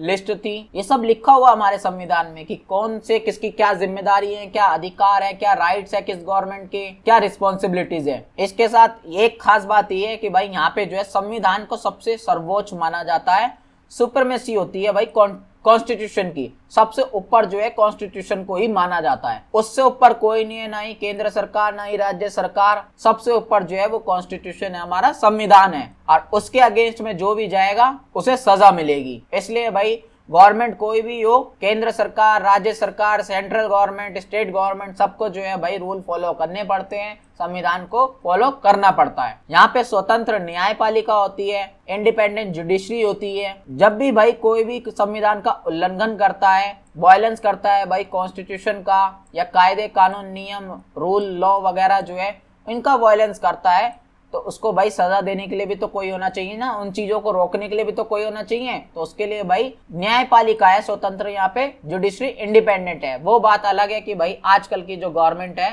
वो जुडिशरी को भी कंट्रोल में करने लगी है अपने तरीके से। संविधान जो है भाई यहाँ पे कठोर होता है, रिजिड कॉन्स्टिट्यूशन होता है, यानी कि संविधान को तुम इजीली नहीं बदल पाओगे, इजीली उसमें अमेंडमेंट जो है नहीं कर पाओगे, चेंजेस नहीं कर पाओगे कॉन्स्टिट्यूशन में। ऐसा संविधान होता है भाई यहाँ जो भारत का है भाई, पूरा एक प्रोसेस होता है भाई। हमारे संविधान में अगर कुछ चेंजेस करना हो, और वो प्रोसेस भी टुच्चा मच्चा नहीं होता है भाई, उसमें पक्ष विपक्ष वगैरह जो है सब कुछ जो है शामिल होते हैं, राष्ट्रपति शामिल होते हैं उसमें, तब जाके जो है कुछ चेंजेस करे जाते हैं। आगे भाई यहाँ पे जो है द्विसदनीय व्यवस्थापिका होती है, बाइकैमरल लेजिस्लेचर होता है भाई यहाँ पे, यानी कि जो सदन वगैरह होता है ना भाई वो 2 होते हैं, लेजिस्लेचर 2 होते हैं यहाँ पे। जो एक होता है वो भाई डायरेक्ट रिप्रेजेंटेशन करता है, प्रतिनिधित्व करता है जनता का, आम लोगों का, और दूसरा जो होता है वो होता है राज्य का प्रतिनिधित्व करता है, स्टेट का रिप्रेजेंटेटिव होता है। जैसे कि भाई इंडिया में भी आप देखोगे तो भाई एक लोकसभा है और एक राज्यसभा है। अब लास्ट जो भाई विशेषता है वो है भाई आप लोगों की क्षेत्रीय स्वायत्ता, रिलीजियन ऑटोनॉमी बहुत होती है भाई संघवाद वाले सिस्टम में, फेडरलिज्म में, यानी कि सभी राज्यों के पास, जो भी राज्य होते हैं, जो भी स्टेट होते हैं, उनके पास भाई ऑटोनॉमी होती है, स्वतंत्रता होती है कि वो अपने राज्य के, अपने स्टेट के जो मुद्दे होते हैं, जो भी मामले वगैरह होते हैं, जो भी भाई डिसीजन वगैरह लेने होते हैं, जो भी मैटर वगैरह होते हैं,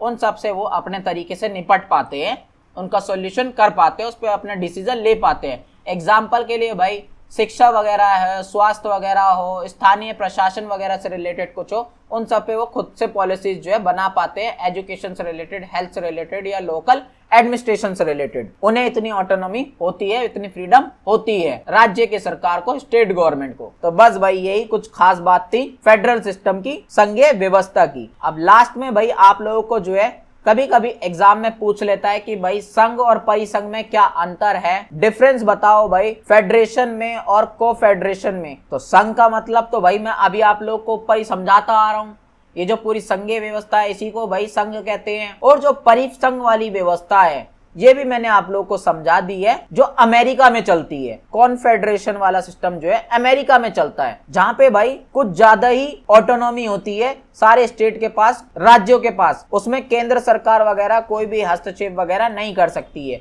मैं दोबारा से आप लोगों को ऊपर ले चलता हूँ, वहां पे आप लोगों को समझाऊंगा, तब ज्यादा आप लोगों को समझ में आएगा। ये जो भाई मैंने आप लोगों को पढ़ाया था ऊपर प्रकार में, टाइप्स में, तो यहाँ पे भाई डुअल फेडरलिज्म बताया था ना अमेरिका वाला, द्वैत संघवाद, तो वही है भाई, इसे हम परिसंघ भी कहते हैं, कॉन्फेडरेशन भी बोलते हैं इसी सिस्टम को। और जो इंडिया वाला है उसे भाई हम जो है नॉर्मल संघवाद बोल देते हैं, या संघ आप बोल सकते हो। वहां पे भाई पूरी तरीके से जो स्टेट होती है उन्हें ऑटोनॉमी नहीं होती है, जो राज्य होते हैं वो पूरी तरीके से स्वतंत्र नहीं होते हैं। केंद्र और राज्य को, सेंट्रल और स्टेट को भाई कॉर्पोरेशन करके आपस में एक दूसरे की हेल्प करके जो है पूरा शासन चलाना होता है, एडमिनिस्ट्रेशन चलाना होता है। तो वही सारी बातें आप लोग को यहाँ पे एक्सप्लेन करनी है, बतानी है, आप लोग खुद से पढ़ लीजिएगा। ऑलरेडी मैं आप लोग को ऊपर अच्छे से समझा चुका हूँ। लास्ट में बस भाई एक जो है निष्कर्ष, कंक्लूजन वगैरह जो है अपना ऐड कर देना, आप लोगों का आंसर यहाँ पे कंप्लीट हो जाएगा। 7वें क्वेश्चन में भाई आप लोगों से सुरक्षा राज्य के बारे में पूछा जाएगा, सिक्योरिटी स्टेट के बारे में पूछा जाएगा। इसकी क्या विशेषताएं होती है, क्या भाई सिग्निफिकेंट्स होते हैं, क्या मेन फीचर होते हैं, ये आप लोगों को बताना पड़ेगा। जब घुमा फिरा के भी आप लोगों से ये क्वेश्चन जो है पूछा जाता है एग्जाम में, सिर्फ और सिर्फ आप लोगों को भाई सुरक्षा राज्य, सिक्योरिटी स्टेट वर्ड जहां भी दिखे, जिस भी क्वेश्चन में दिखे, आप लोग को वही सारी बातें लिखकर आ जानी है जो अब मैं आप लोग को समझाने जा रहा हूं। तो सबसे पहले भाई सुरक्षा राज्य, सिक्योरिटी स्टेट का मतलब समझते हैं। इसका सिंपल सा मतलब होता है भाई एक ऐसी राज्य व्यवस्था, एक ऐसा गवर्नेंस सिस्टम, एक ऐसी सरकार जिसका भाई मेन ऑब्जेक्टिव ही ये होता है, मेन उद्देश्य ही ये होता है कि वो भाई अपने जो देश है, अपना जो राज्य है, अपना जो स्टेट है, अपनी जो कंट्री है, उसकी सिक्योरिटी जो है उसको सबसे ऊपर प्रायोरिटी दे। फिर चाहे उसके देश को भाई बाहर से खतरा हो या अंदर से खतरा हो, इंटरनल या एक्सटर्नल जो भी भाई खतरा है, उन सब से अपने देश की सुरक्षा करे, सिक्योरिटी करे। ऐसे ही गवर्नमेंट सिस्टम को, ऐसे ही सरकार को हम सुरक्षा राज्य बोलते हैं, सिक्योरिटी स्टेट बोलते हैं। ऐसी जो सरकार होती है, ऐसी जो गवर्नमेंट होती है, वो भाई कानून व्यवस्था बनाए रखती है, लॉ एंड ऑर्डर बना के रखने का काम करती है। साथ ही साथ भाई जो सीमाएं वगैरह हैं, जो बॉर्डर्स वगैरह है, उनको भाई प्रोटेक्ट करती हैं। नागरिकों के बीच में कभी कभी भाई लड़ाइयां हो जाती है, हिंसा हो जाती है, सिटीजन्स के बीच में वायलेंस हो जाता है, उन सबको भाई खत्म करने का काम करती हैं। टेररिज्म को खत्म करने का काम करती है, आतंकवाद से जो है लड़ने का काम करती है, और भी जो भी खतरे आते हैं भाई देश में, उन सब पे जो है ज्यादातर ध्यान देती है ऐसी गवर्नमेंट, ऐसी सरकार। नाम से ही जैसे समझ में आ रहा है कि भाई सुरक्षा राज्य, राज्य का मतलब यहाँ पे सरकार है, स्टेट का मतलब यहाँ पे गवर्नमेंट है, और सिक्योरिटी, सुरक्षा का मतलब आप लोगों को पता ही है। अब ऐसी गवर्नमेंट की, ऐसे राज्य की, ऐसे स्टेट की जो है कुछ विशेषताएं भी होती हैं, कुछ मेन फीचर्स भी होते हैं जो आप लोगों को बताने पड़ेंगे। जिनमें सबसे पहला तो यही है कि भाई जो राष्ट्रीय सुरक्षा होती है, जो नेशनल सिक्योरिटी होती है, उस पे भाई सबसे ज्यादा जोर दिया जाता है, उसको सबसे ज्यादा एम्फसाइज किया जाता है। उससे ऊपर कुछ भी नहीं होता। सबसे पहले भाई देश की सिक्योरिटी को प्राथमिकता दी जाती है, प्रायोरिटी दी जाती है। बाद में बाकी सारे मुद्दे आएंगे, सबसे पहले देश की सिक्योरिटी की बात चलेगी। दूसरी खास बात भाई, ऐसी जो गवर्नमेंट होती है, ऐसी जो भाई सरकार होती है, वो भाई कानून और लॉ एंड ऑर्डर जो है उसे बना के रखती है अच्छे से, ताकि देश में भाई सारा सिस्टम जो है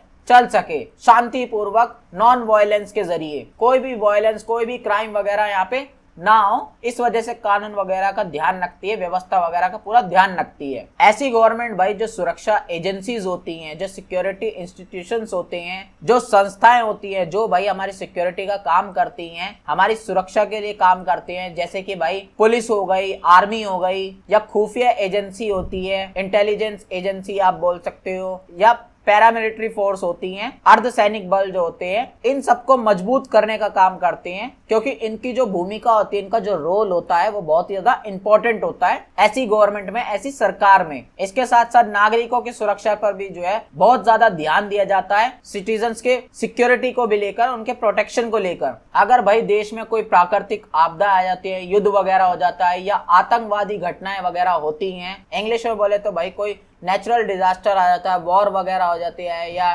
टेररिस्ट इंसिडेंट वगैरह हो जाता है, तो ऐसे में भाई ये जो सरकार होती है, जो नागरिक होते हैं, जो सिटीजन्स होते हैं, उनको भाई सुरक्षा वगैरह देती है, उनको सिक्योरिटी देती है, और उन्हें राहत पहुंचाने की कोशिश करती है, उन्हें रिलीफ देती है। और जब भी भाई कोई इमरजेंसी सिचुएशन आती है, जो भी कोई आपातकालीन स्थिति आती है, तो ऐसे टाइम पर भाई जो ऐसी गवर्नमेंट होती है, सुरक्षा स्टेट जो होता है, जो सिक्योरिटी स्टेट होता है, उसके पास कुछ भाई आपातकालीन शक्तियां भी आ जाती हैं, इमरजेंसी पावर भी आ जाती हैं, जिस वजह से भाई सिक्योरिटी को लेकर वो जो गवर्नमेंट है वो भाई अतिरिक्त निर्णय लागू कर सकती है, और भी ज्यादा जो है डिसीजन वगैरह किसी भी मुद्दे पे ले सकते हैं इजिली, ताकि सिक्योरिटी जो है बना के रखी जा सके। ऐसी जो गवर्नमेंट होती है वो भाई निगरानी वगैरह पे, खुफिया व्यवस्था वगैरह पे भी बहुत ज्यादा ध्यान देती है, सर्विलांस वगैरह पे, इंटेलिजेंस सिस्टम को जो है मजबूत करती है जान के, ताकि जो खतरे भाई पहले से ही हैं या जो फ्यूचर में आने वाले हैं उन सब से बचा जा सके। इसके साथ साथ भाई जो हमारा बॉर्डर होता है, जो हमारी सीमा होती है, उस पे भी भाई ज्यादातर ध्यान देती है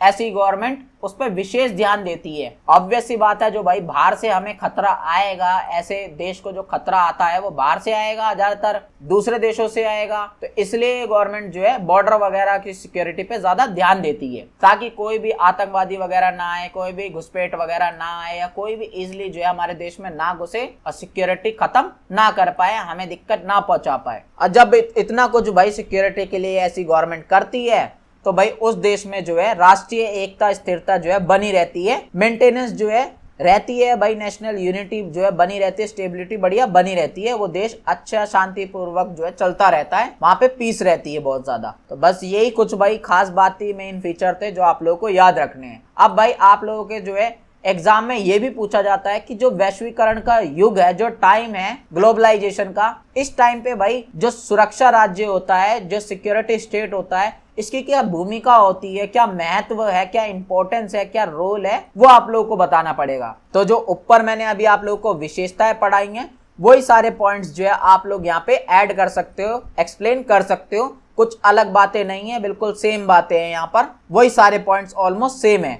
लास्ट में भाई आप लोगों को जो है निष्कर्ष कंक्लूजन ऐड कर देना है, आप लोगों का आंसर यहाँ पे कंप्लीट हो जाएगा। अब ये है भाई आप लोगों का आज का आखिरी क्वेश्चन, जिसमें भाई आप लोगों को जो है 4 टॉपिक्स दे दिए जाएंगे और किन्हीं 2 पे जो है आप लोगों को शॉर्ट नोट्स लिखने के लिए बोलेगा। जो मोस्ट इंपॉर्टेंट टॉपिक्स हैं वो मैंने आप लोगों के लिए यहाँ पे ऐड कर दिए हैं, जिनमें से भाई संविधानवाद, कॉन्स्टिट्यूशनलिज्म जो है ऊपर ही आप लोगों को ऑलरेडी मैं समझा चुका हूँ। कल्याणकारी राज्य भाई क्या होता है, वेलफेयर स्टेट क्या होता है, बहुत ही ज्यादा इजी टॉपिक है। जैसे भाई अभी हमने सिक्योरिटी स्टेट के बारे में पढ़ा, सुरक्षा राज्य के बारे में पढ़ा, जिसके नाम से ही समझ में आ रहा था कि भाई सिक्योरिटी पे ज्यादा ध्यान देती है ऐसी सरकार, सुरक्षा पे ज्यादा ध्यान देती है। इसी तरीके से ऐसी जो सरकार होती है, ऐसा जो राज्य होता है, ऐसी जो स्टेट होती है, गवर्नमेंट होती है, वो वेलफेयर पे, कल्याणकारी होता है भाई, लोगों की भलाई के काम ज्यादा करता है। तो ये आप इजिली जो है लिख पाओगे। बाकी भाई समाजवाद, सोशलिज्म जो है क्या होता है आप लोगों को पता ही है। इन सब के आंसर जो है आप लोगों को नोट्स में प्रॉपरली मिल जाएंगे, वहां से आप लोगों को जो है ये खुद से पढ़ना पड़ेगा, ये आप लोगों के लिए होमवर्क है। पढ़ के जरूर चले आना भाई, पता लग रहा है एग्जाम में आ जाए और फिर आप बोलोगे भैया ये तो आया नहीं, आपने ये कराया नहीं। तो इसलिए भाई नोट्स में मैंने सारे आंसर प्रॉपरली दे रखे हैं, इजी लैंग्वेज में अच्छे से समझ में आ जाएंगे। नोट्स का लिंक आप लोगों को नीचे डिस्क्रिप्शन में मिल जाएगा, अदरवाइज आप लोग व्हाट्सएप पे भी कॉन्टेक्ट करके नोट्स को ले सकते हो। कोई मन में दिक्कत आती है वो भी नीचे कमेंट बॉक्स में बता दीजिएगा। चैनल को सब्सक्राइब करना, वीडियो को लाइक करना, एक प्यारा सा कमेंट जरूर छोड़ जाना भाई हमारी मोटिवेशन के लिए। मिलते हैं नेक्स्ट वीडियो में।